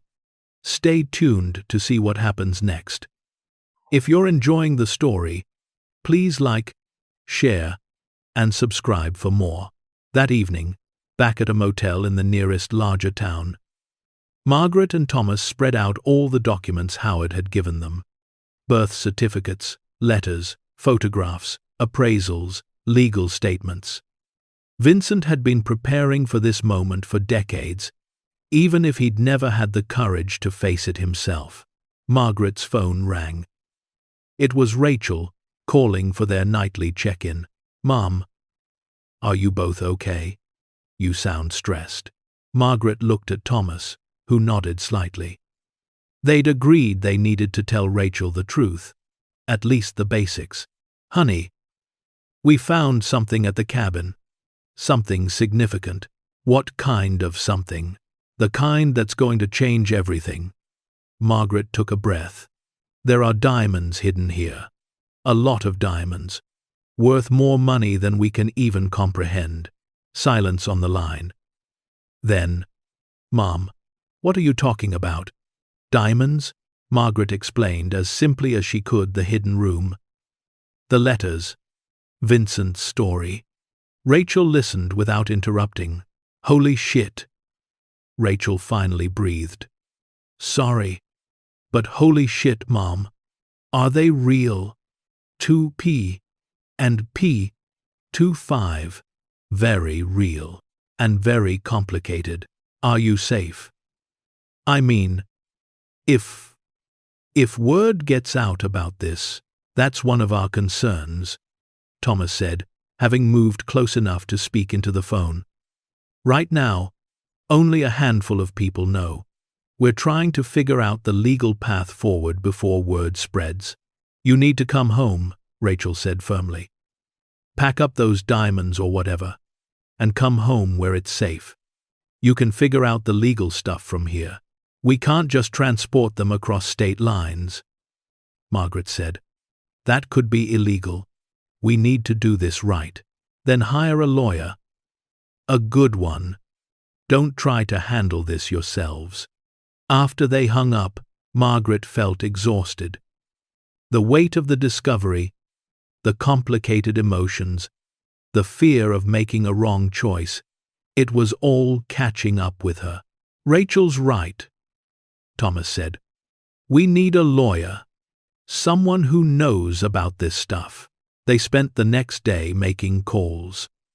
Howard had given them names, attorneys who specialized in estate law, international trade, precious stones. Most were located in Denver, several hours away. The attorney they finally reached was named Patricia Anderson, a woman in her 50s with a reputation for handling unusual cases. When Thomas explained the situation in broad terms, there was a long pause. "Mr. Hayes, I'm going to be direct with you. What you're describing is extraordinary. Before I can agree to represent you, I need to see documentation, everything, and I need to verify some facts independently. Can you bring me copies of everything you've found?" "We can," Thomas said. "But you're worried about who to trust," Patricia finished. "I understand. Here's what I propose. Meet me in a public place. Bring copies only, not originals. Let me review the materials. If I think I can help you, we'll discuss next steps. If not, I'll refer you to someone who can." They agreed to meet the following day at a coffee shop in Denver. That night, Margaret couldn't sleep again. She kept thinking about Vincent, alone in that cabin for 40 years, paralyzed by wealth he couldn't use. She thought about Samuel and his family, about the gift they'd given in gratitude. She thought about all the good that fortune could do, if only someone had the courage to use it. Around 3 in the morning, she heard raised voices outside their motel room. She moved to the window carefully and peeked through the curtain. 2 men stood by a pickup truck in the parking lot, arguing in low, intense voices. Margaret couldn't hear what they were saying, but something about their body language made her uneasy. One of them gestured toward the motel building. "Tom," she whispered. "Tom!" Wake up! He sat up immediately, alert to the urgency in her voice. What's wrong? There are men outside. I might be paranoid, but something feels off. Thomas joined her at the window. The men were still there, one of them now on a phone. Could be nothing, he said. But he didn't sound convinced. They watched for another 10 minutes until the men finally got in the truck and drove away. But sleep was impossible after that. They lay in bed with the lights off, listening to every sound, wondering if they'd made a mistake telling anyone about the diamonds, wondering if word had already spread farther than they'd intended. The next morning, they drove to Denver. Patricia Anderson met them at the coffee shop as arranged. She was professional, sharp-eyed, and after reviewing the copies of documents they'd brought, increasingly intrigued.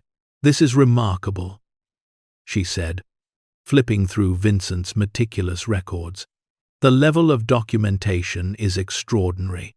Most people would have nothing like this. So it's legitimate? Margaret asked, hopefully, potentially. The letters from Samuel and the elders are powerful evidence of a legitimate gift. The notarization helps. The company's statement declining to pursue charges is significant. She paused. But there are complications. International asset transfer, especially stones that originated in a region with a complicated political history, requires extensive vetting. The IRS will want to know about this. Depending on how it's classified, inheritance versus found property versus gift, the tax implications could be substantial. How substantial? Thomas asked. Potentially 40 to 50% of the assessed value. Margaret felt her stomach drop. 50% of $250 million was still an enormous fortune, but somehow losing half felt devastating. However, Patricia continued, there are legal structures we can use: trusts, charitable foundations, strategic distributions that could reduce that burden significantly. The question is, what do you want to do with these diamonds? Margaret and Thomas looked at each other. We don't know yet, Margaret admitted. We're still trying to process that they're real and that they might actually belong to us. Patricia nodded. That's fair. Here's my recommendation. Let me put together a team: a state lawyer, tax specialist, international trade expert, gemologist to do a proper appraisal. We verify everything, establish clear legal ownership, then discuss options. But I have to warn you, this process will take time. Months, possibly years. And once we start, people will find out. Diamonds of this value don't stay secret. What about security? Thomas asked. The stones are still in the cabin. What if someone tries to steal them? We'll need to arrange secure transport and storage, Patricia said. Professional vault facilities, insurance, guards if necessary. That's not cheap, but given what we're protecting, it's essential. Over the next several days, things moved quickly. Patricia assembled her team. A bonded transport company made the trip to the cabin and carefully moved the diamonds to a high-security vault in Denver. Each stone was photographed, weighed, catalogued. The gemologist's preliminary assessment confirmed what Howard had estimated: the collection was worth somewhere between $230 million and $250 million. The numbers still didn't feel real to Margaret. How could they? She and Thomas had spent their entire lives counting pennies. Now, they were counting millions. But with the mounting excitement came mounting complications. The first problem came from an unexpected source: Vincent's ex-wife. Margaret and Thomas were meeting with Patricia when her assistant interrupted with an urgent call. A woman named Diane Hayes was on the line, claiming to be Vincent's former spouse and demanding to know about his estate. I didn't know Vincent was married, Margaret said. Patricia made some calls. It turned out Vincent had briefly married in the early 70s, right after returning from Africa. The marriage had lasted less than 2 years before Diane left, citing Vincent's emotional distance and refusal to communicate about his past. They'd divorced in 74. Now Diane, having heard through some network of gossip that Vincent's estate included something valuable, was claiming she was entitled to a portion. "Does she have a case?" Thomas asked. "Unlikely," Patricia said. "The divorce was finalized 50 years ago with a settlement agreement. She has no claim to property Vincent acquired after the marriage ended. But she can make noise, file suits, cause delays. It'll cost us time and money to fight her off." The second problem was worse. A man showed up at Howard's cabin in Summit Ridge, claiming to be a representative of the Zimbabwean government. He said he'd heard about a collection of diamonds that had originated in his country and demanded they be returned as national treasures. Howard called Margaret and Thomas immediately. "This guy's got official-looking documents, but something feels off. He's threatening legal action, international incidents, all kinds of drama." Patricia investigated. The man was legitimate. He did work for the Zimbabwean Cultural Ministry, but his authority to claim the diamonds was questionable. "This is where Vincent's documentation becomes crucial," Patricia explained. "The stones were given to him by private citizens, not stolen from the government or a mine. They were personal property, freely gifted. But proving that to a foreign government who wants them back will be complicated." The third problem was the most frightening. One evening, as Margaret and Thomas left Patricia's office, a car pulled up beside them. 2 men in suits got out. "Mr. and Mrs. Hayes, we need to talk about some stones you've acquired." Thomas instinctively moved in front of Margaret. "Who are you?" The men showed ID's Treasury Department, Division of Asset Recovery. "We're investigating possible money laundering and illegal diamond trading. We'd like you to come answer some questions." Patricia appeared at the office door. "My clients aren't going anywhere without me present.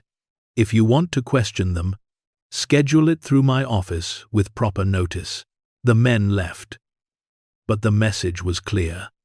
The government was watching, investigating, possibly preparing to seize the diamonds. That night, back at their motel, Margaret broke down crying. "This was supposed to help us," she sobbed. "We thought we'd found something that would make our lives easier. Instead, it's turning into a nightmare. People threatening us, the government investigating us, lawyers eating up money we don't have." Thomas held her, his own fear barely contained. "Maybe we should just give it all up. Tell them to take the diamonds, go back to our apartment and our bills, and forget any of this ever happened." Margaret pulled back, wiping her eyes. "We can't. Vincent trusted us with this. Samuel and those families, they gave these stones because Vincent saved their lives. If we just hand them over to governments and bureaucrats and Vincent's greedy ex-wife, what does that say? That their gift meant nothing? But what if we can't win?" Thomas asked. "What if all our fighting just means we lose everything anyway? Plus, we've spent money on lawyers we can't afford." Margaret didn't have an answer. The next day, Patricia called an emergency meeting. Her team had been working around the clock, and they had news. "The Treasury investigation is based on a tip," Patricia said. "Someone told them you were moving diamonds illegally. We think it might be Diane, Vincent's ex, trying to create problems that might force you to settle with her. Can we prove that?" Thomas asked. "We're working on it. But here's the bigger issue. The Zimbabwean representative is gaining traction.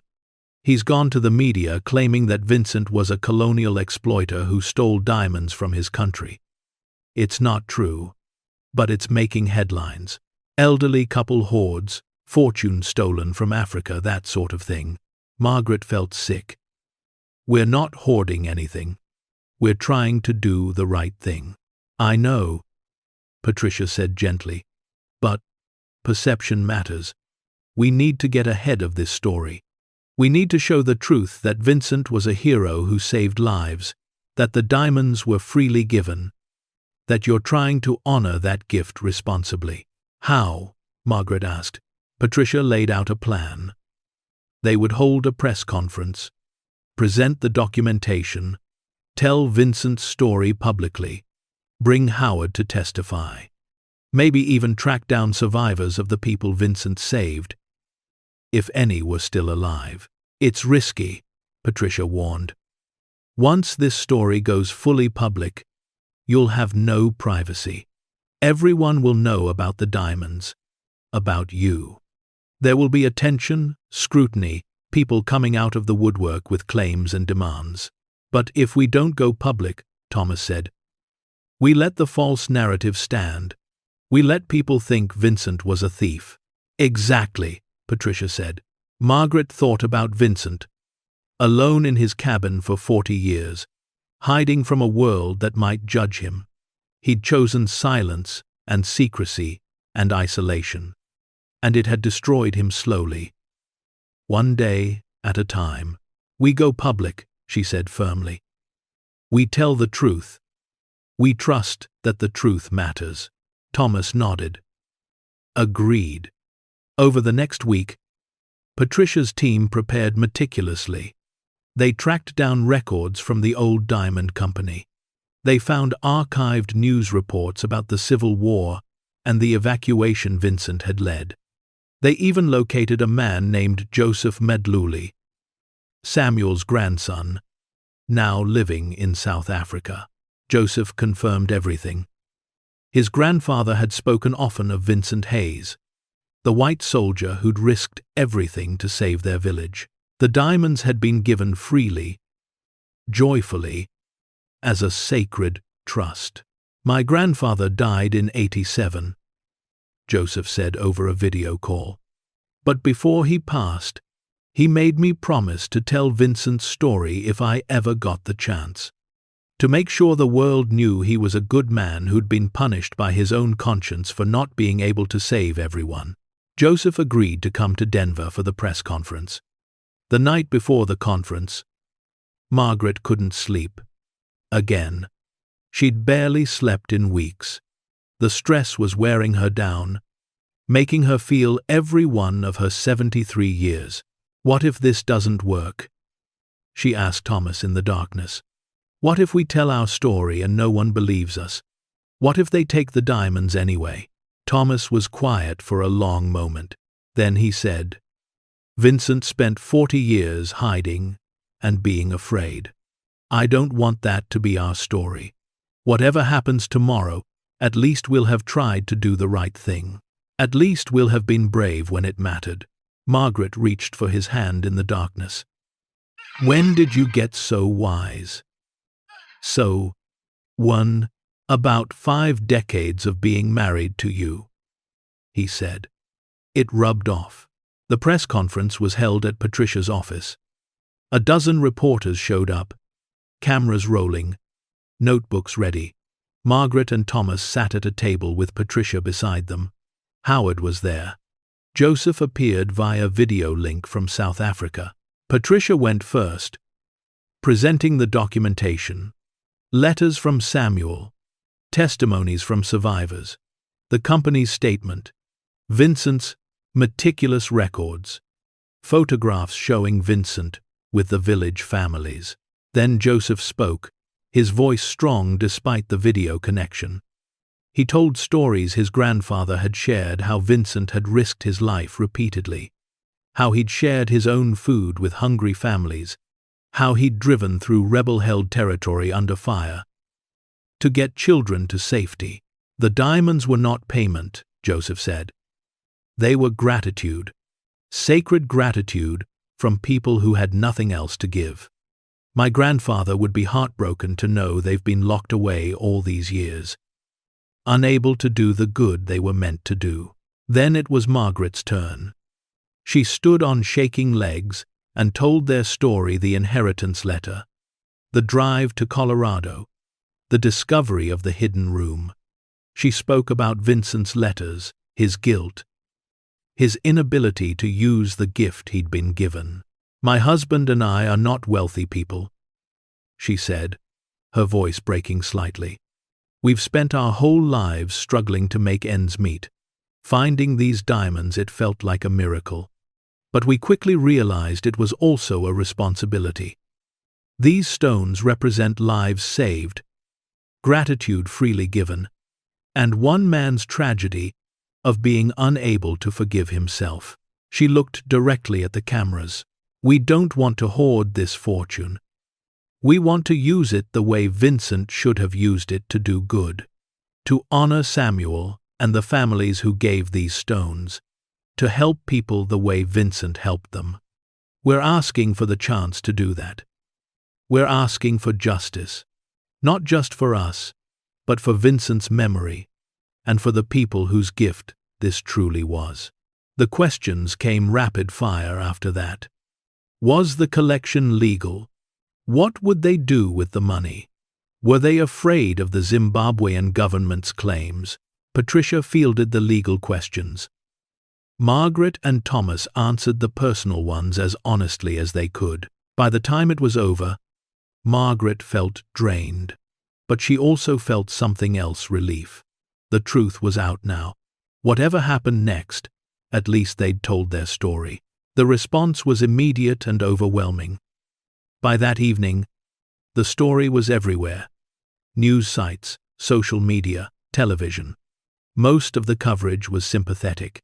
People were moved by Vincent's story, by Margaret and Thomas's obvious sincerity, by Joseph's testimony about his grandfather.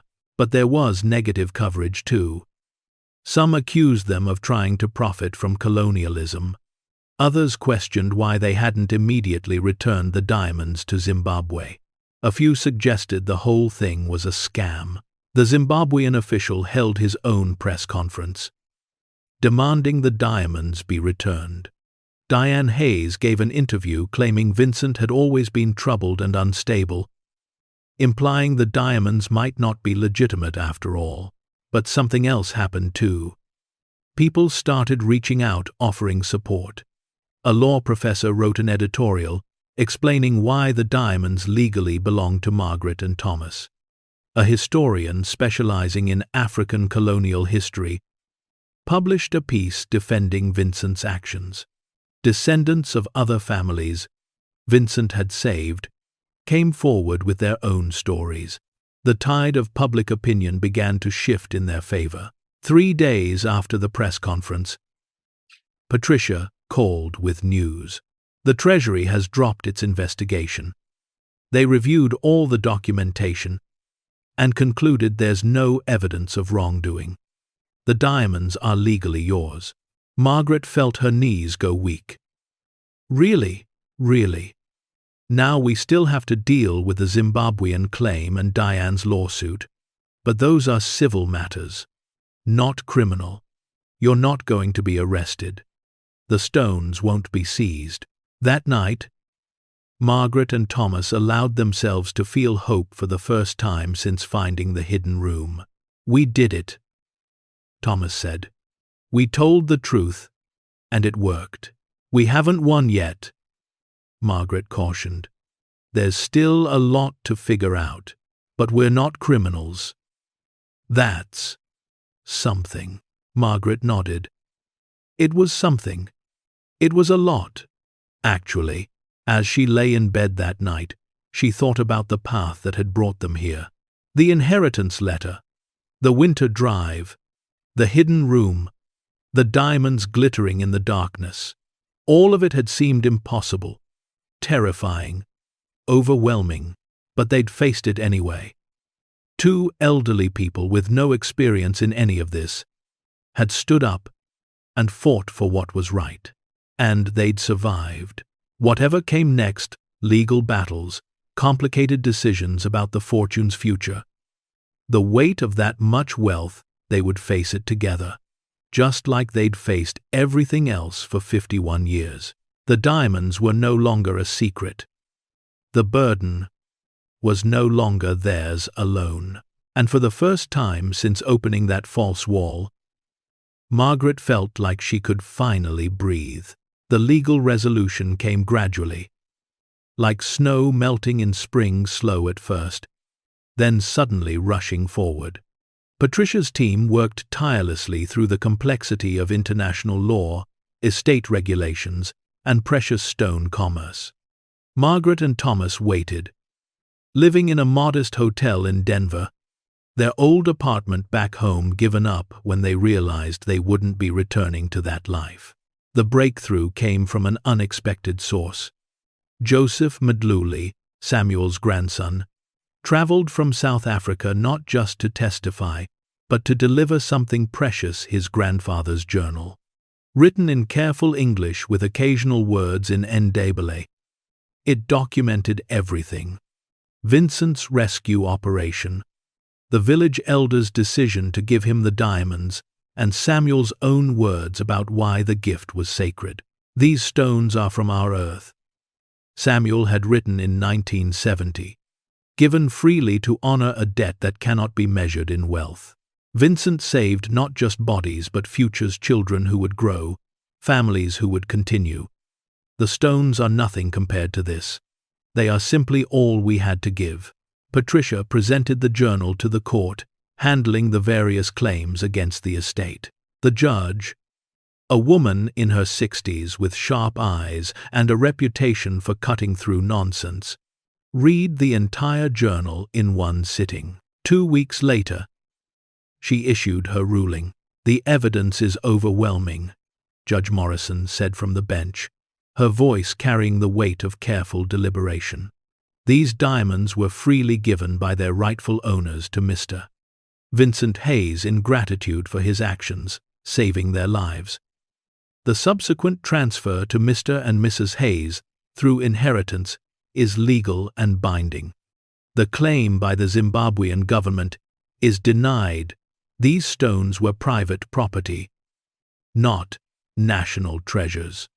The claim by Miss Diane Hayes is denied. She has no legal standing to contest an inheritance from an estate she divorced herself from 50 years ago." Margaret gripped Thomas's hand so tightly her knuckles went white. "However," the judge continued, "the court notes that this fortune comes with a moral weight as well as a legal one. These diamonds represent sacrifice, gratitude, and lives saved.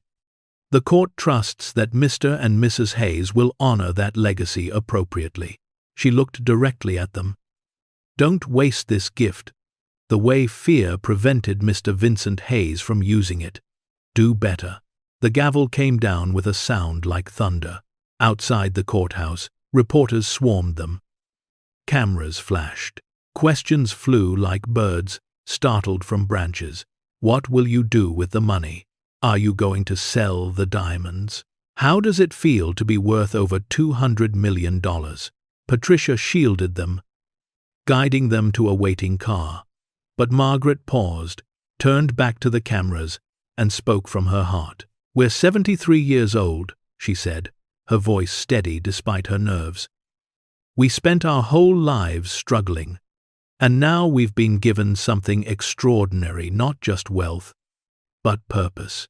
We're going to honor Vincent Hayes's memory and Samuel Madluli's gift by doing what they both would have wanted. We're going to help people."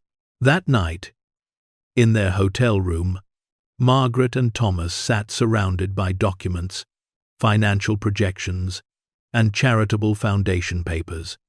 They'd been working with advisors for weeks, planning, dreaming, trying to figure out how to transform Vincent's hidden burden into something beautiful. "After taxes and legal fees," Thomas said, studying the papers, "we're looking at about $140 million in liquidated assets, plus the remaining stones as reserve holdings." Margaret shook her head in wonder. The numbers still felt impossible. Even after giving half to the government, we have more than we could spend in 10 lifetimes. So we don't spend it on ourselves, Thomas said. Not most of it. Anyway, they'd already decided on their personal allocation. 5 million would go to them, enough to live comfortably for the rest of their lives, to buy a real home, to never worry about bills again. It felt simultaneously like a fortune and like almost nothing compared to what they had. The rest would go to work. 20 million would establish the Vincent Hayes Memorial Foundation, dedicated to helping refugees and displaced families, honoring Vincent's original heroism. Another 20 million would create the Samuel Madluli Education Trust, providing scholarships for students from Zimbabwe and surrounding countries to attend universities worldwide.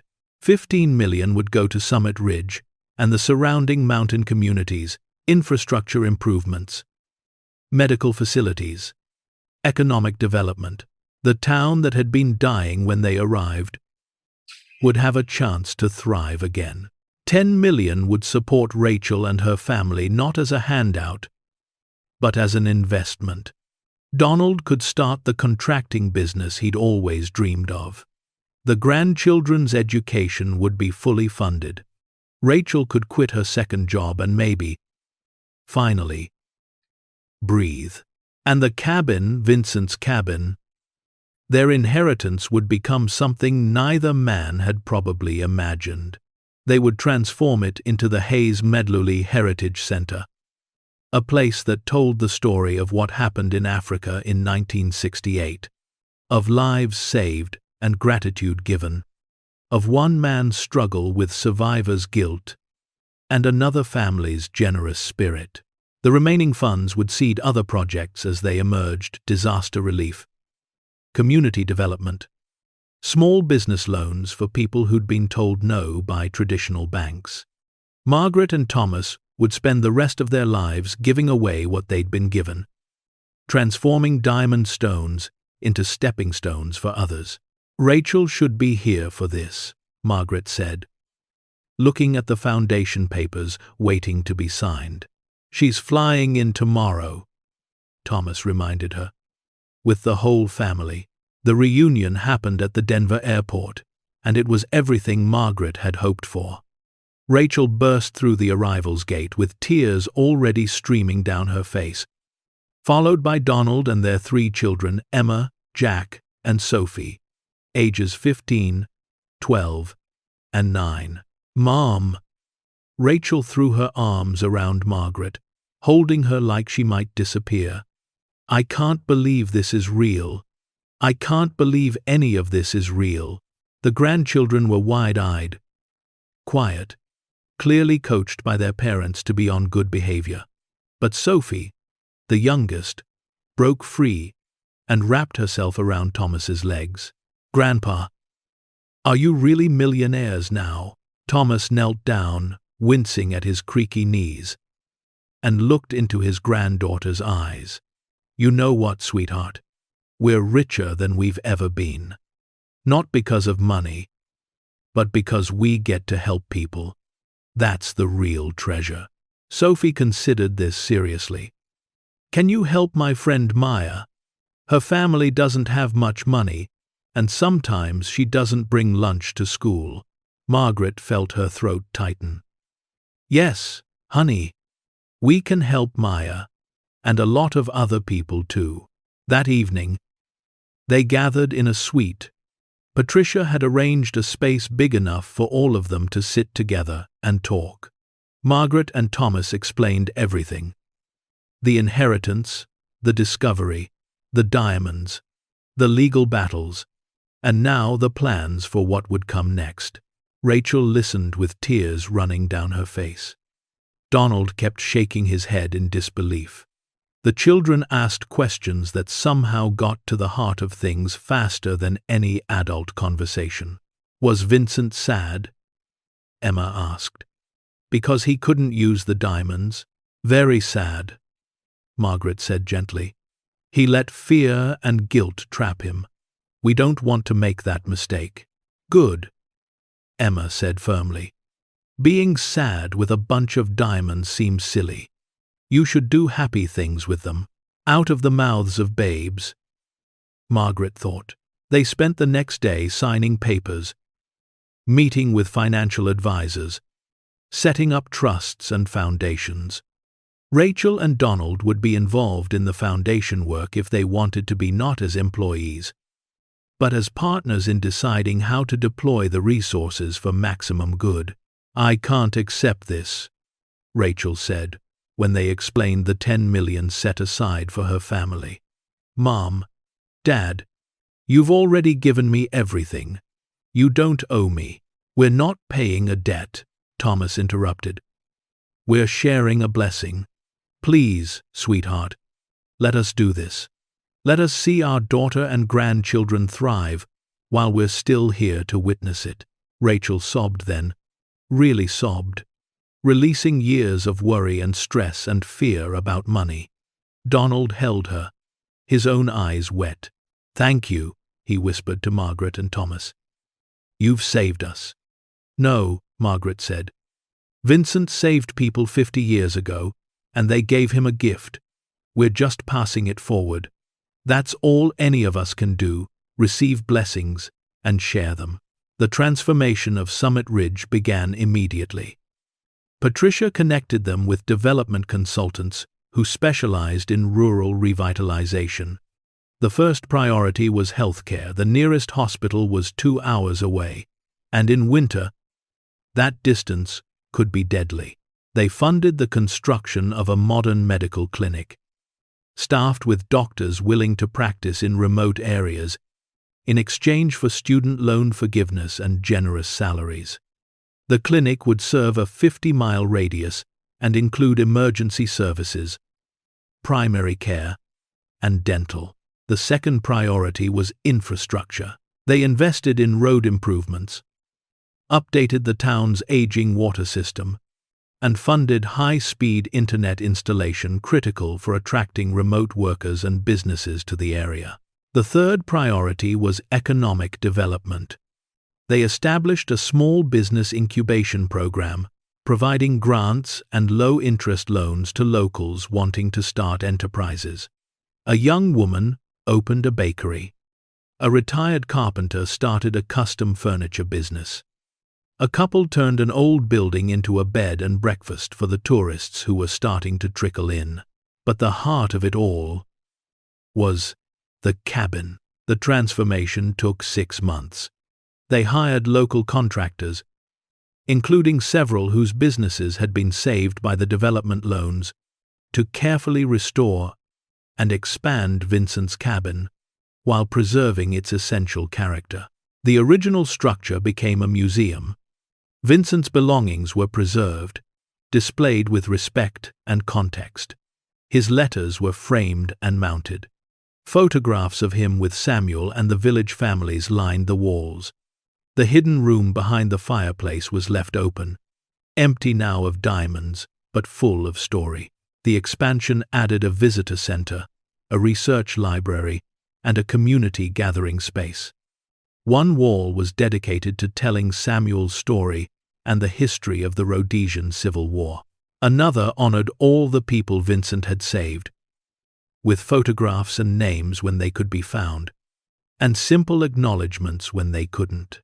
Joseph Medluli came for the opening, along with 3 other descendants of families Vincent had rescued.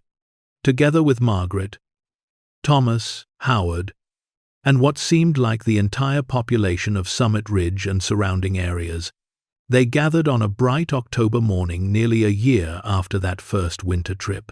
The building was beautiful stone and glass and wood, traditional and modern at once, nestled against the mountains like it had always belonged there. Howard spoke first, telling Vincent's story with a steady voice despite his emotion. Vincent was my friend, and like all of us, he was imperfect. He saved lives, but couldn't save everyone, and that burden crushed him. But maybe that was never the point. Maybe the point was simply to do what you can, to act with courage when courage is needed, and to trust that your actions will ripple forward in ways you can't predict. Joseph spoke next, reading from his grandfather's journal. My grandfather wrote, "Vincent Hayes gave us tomorrow. That is worth more than all the diamonds in the earth." Today, we stand here because two people had the courage Vincent couldn't quite find. The courage to use a gift wisely, to honor a legacy properly, to believe that doing good is worth the risk and the struggle. Then it was Margaret's turn. She stood at the podium, feeling every one of her 74 years now, but also feeling stronger than she had in decades. My husband and I were 73 years old, poor and scared when we got the letter telling us about this inheritance, she began. We came here expecting nothing, or maybe expecting a burden we couldn't afford. Instead, we found a gift we didn't deserve, and a responsibility we didn't feel equipped for. She looked out at the faces, young and old, local and distant, people whose lives had already been touched by the foundations they'd established. Vincent Hayes spent 40 years paralyzed by the fear of doing the wrong thing. Thomas and I spent most of our lives paralyzed by poverty and the fear of not having enough. But somewhere in the process of uncovering Vincent's secret, we learned something important. The real poverty isn't having too little money. It's having too little courage to use what you've been given. Her voice strengthened. These diamonds, Samuel's gift, they were never meant to sit in darkness. They were meant to shine, to help, to transform lives the way Vincent transformed lives in 1968. We can't bring Vincent back or undo his years of suffering, but we can honor his legacy by doing what he should have done, by being brave. Of this time, the applause was thunderous. People stood, locals who'd known Vincent as the hermit in the mountains, descendants of those he'd saved, townspeople whose lives had been changed by the Foundation's work. After the ceremony, Margaret and Thomas walked through the Heritage Center with Rachel and the grandchildren. Sophie read every plaque, asked 100 questions. Jack stared at the photographs of Vincent in Africa. Emma stood for a long time in front of the empty hidden room. "Grandma," Emma finally said, "do you think Vincent would be happy about all this?" Margaret considered carefully. "I think Vincent was too sad to be happy about much of anything. But I hope, wherever he is, he knows that his story didn't end in that lonely cabin. It transformed into something bigger and better than he could have imagined." That evening, back in the home they'd purchased in Summit Ridge, not a mansion, just a comfortable cabin with room for grandchildren to visit, Margaret and Thomas sat on their porch watching the sun set over the mountains. They'd come a long way from that cramped apartment with the failing radiator. They now had financial security beyond anything they'd dreamed. But more than that, they had purpose. Every day brought letters from scholarship recipients, reports from the medical clinic about lives saved, updates about businesses thriving in Summit Ridge. "Do you ever miss the old life?" Thomas asked. Margaret thought about it. "I miss the simplicity sometimes, when our biggest worry was stretching the grocery budget. But I don't miss the fear, the constant anxiety about money running out. The feeling that we were just waiting to become a burden to Rachel." "No," Thomas agreed. "I don't miss that either." They sat in comfortable silence as stars began to emerge overhead. Millions of them, each one like a tiny diamond in the velvet darkness. "Tom, yeah, thank you for being crazy enough to make that trip. For insisting we see what Vincent left us, instead of just selling it sight unseen." Thomas reached for her hand. "Best decision I ever made. Well, second best." Margaret smiled. She knew what was coming. First was asking you to dance 53 years ago. The next morning brought unexpected visitors. A van pulled up to their cabin, and out stepped a group of people Margaret didn't recognize. The leader, a woman in her 40s, approached with tears in her eyes. "Mrs. Hayes, I'm Dr. Jennifer Morrison. I'm the new director of the medical clinic you funded. I wanted to bring some people to meet you." The group came forward, a teenage boy with his mother, an elderly man, a young couple with a baby. "3 weeks ago, Doctor," Morrison said, "this young man, Tyler, had a burst appendix. Before the clinic, he would have died before reaching the nearest hospital. We saved his life." Tyler's mother was crying. "Thank you. I don't know what else to say. Just thank you." The elderly man spoke next. "I'm Nathan Green. I've lived in these mountains for 72 years. Had a heart attack last month. Your clinic's quick response saved me, gave me more time with my grandchildren."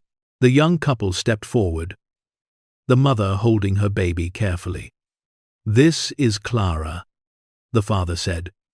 "She was born premature, had complications.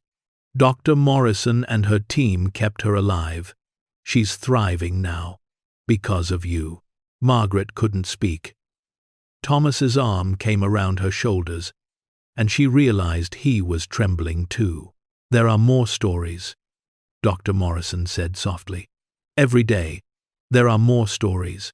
You're not just saving lives with money, you're giving people futures." After they left, Margaret and Thomas sat in stunned silence. "Vincent saved about 300 people," Margaret finally said. "Now, through his gift, we're saving more, and the scholarships will save more by giving people education and opportunity, and the business loans will save more by letting people build lives with dignity. It multiplies," Thomas said, wonder in his voice.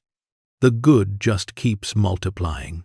That principle, the multiplication of good, became their guiding philosophy. Every decision about the foundations, every grant awarded, every program funded, was evaluated not just on immediate impact, but on how it might ripple forward. The scholarship program evolved to include mentorship, pairing recipients with professionals in their fields. Those professionals then became donors themselves, inspired by the students they'd helped. The students, once graduated, began coming back to serve their communities, creating more opportunities. The small business program expanded to include business training and networking. The businesses began hiring locally, creating jobs, generating tax revenue that improved schools and services. Those improved services attracted more families, who started more businesses, creating a virtuous cycle. The medical clinic became a teaching facility, training rural healthcare providers who then started clinics in other underserved areas, spreading the model. It was exactly what Margaret had hoped for, not just spending money, but investing it in ways that would generate returns measured in human flourishing rather than dollars. 2 years after finding the diamonds, Margaret and Thomas attended a scholarship award ceremony at a university in Denver. 20 students from Zimbabwe, South Africa, and surrounding countries received full scholarships through the Samuel Mdluli Education Trust. One recipient, a young woman named Thandiwe, approached them after the ceremony. "My grandmother knew your Samuel," she said, her voice shaking with emotion. "She was one of the children Vincent Hayes saved. She's 82 now, lives in Johannesburg. She wanted me to give you this." Thandiwe handed Margaret a letter, written in careful handwriting on thin paper. "Dear Mr. and Mrs. Hayes, I am Precious Mdluli, Samuel's daughter, Thandiwe's grandmother. I was 7 years old when Vincent Hayes carried me through the bush to safety.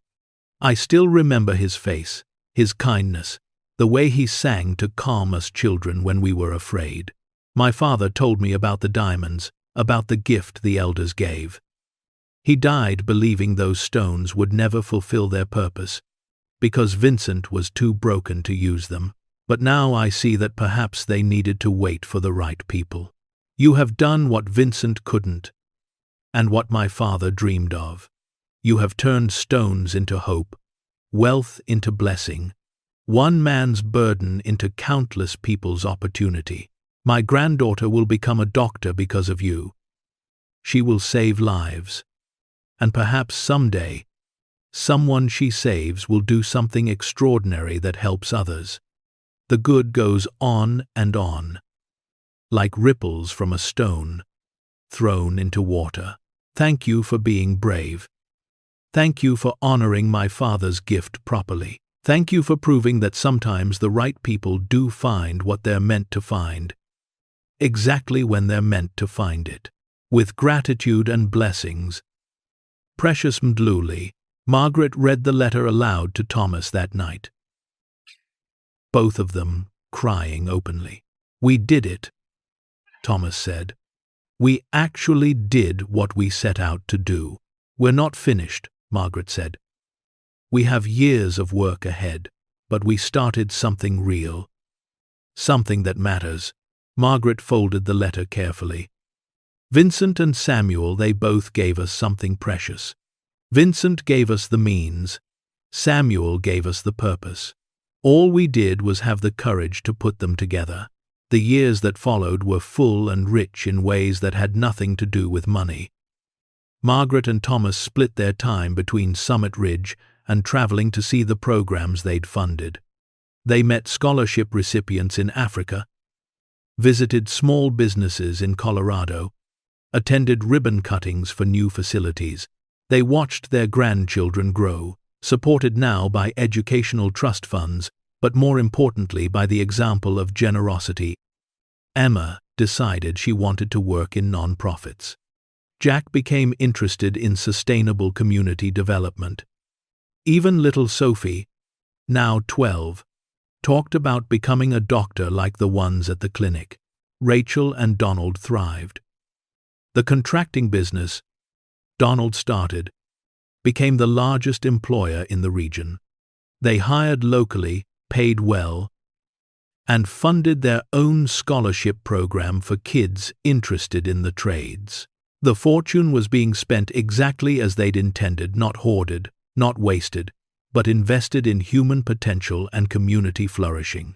On their 77th birthday, they'd been born 3 days apart, and always celebrated together. Margaret and Thomas returned to the cabin for a quiet day alone. The Heritage Center was closed for a private event, giving them space to reflect. They walked through the museum, looking at Vincent's story displayed on the walls. They stood in the empty hidden room, where diamonds had once waited in darkness. Do you have any regrets? Margaret asked. Thomas thought about it. I regret that we couldn't have found this 10 years earlier, 20 years earlier. Imagine how much more good we could have done with more time. But we found it when we found it, Margaret said. And we've done the best we could with what we were given. Do you regret it? Thomas asked. Any of it? Margaret shook her head. Not for a second. I regret the years we spent scared and small.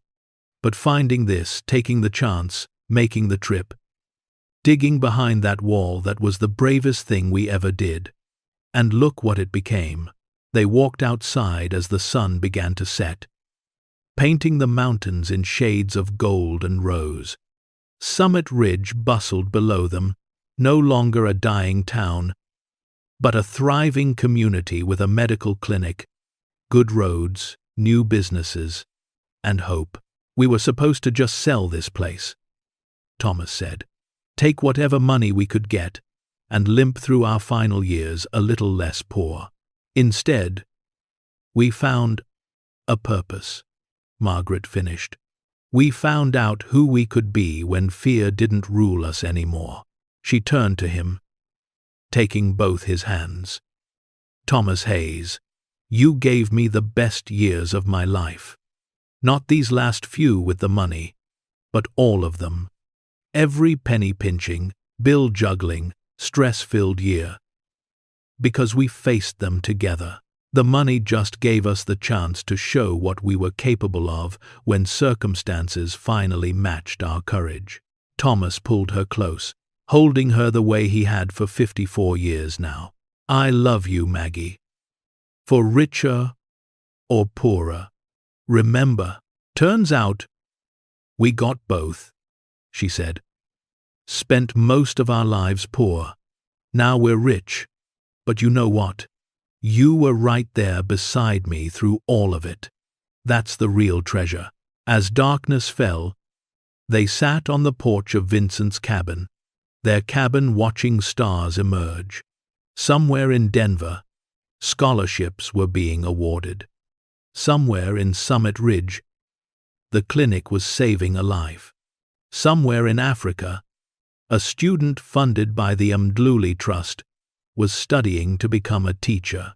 The diamonds Vincent had hidden for 40 years were finally doing what they were always meant to do, shining light into darkness, creating opportunity where there had been despair, proving that gifts, freely given and courageously used, could change the world. Margaret thought about the journey that had brought them here. An inheritance letter, a winter drive that should have been impossible, a hidden room discovered by courage and curiosity, a legal battle fought with truth and determination, and finally, the decision to use their unexpected fortune not to escape their past, but to transform other people's futures. Vincent would be proud, Thomas said quietly, as if reading her thoughts. I hope so, Margaret said. I hope he knows his burden became a blessing, that his paralysis ended when we found the courage he couldn't quite reach. They sat in peaceful silence as the night deepened around them. They were 77 years old now, their time on earth growing shorter with each passing day. But they'd lived more in these past 3 years than in all the decades before. They'd been poor and learned to survive. They'd been given wealth and learned to serve.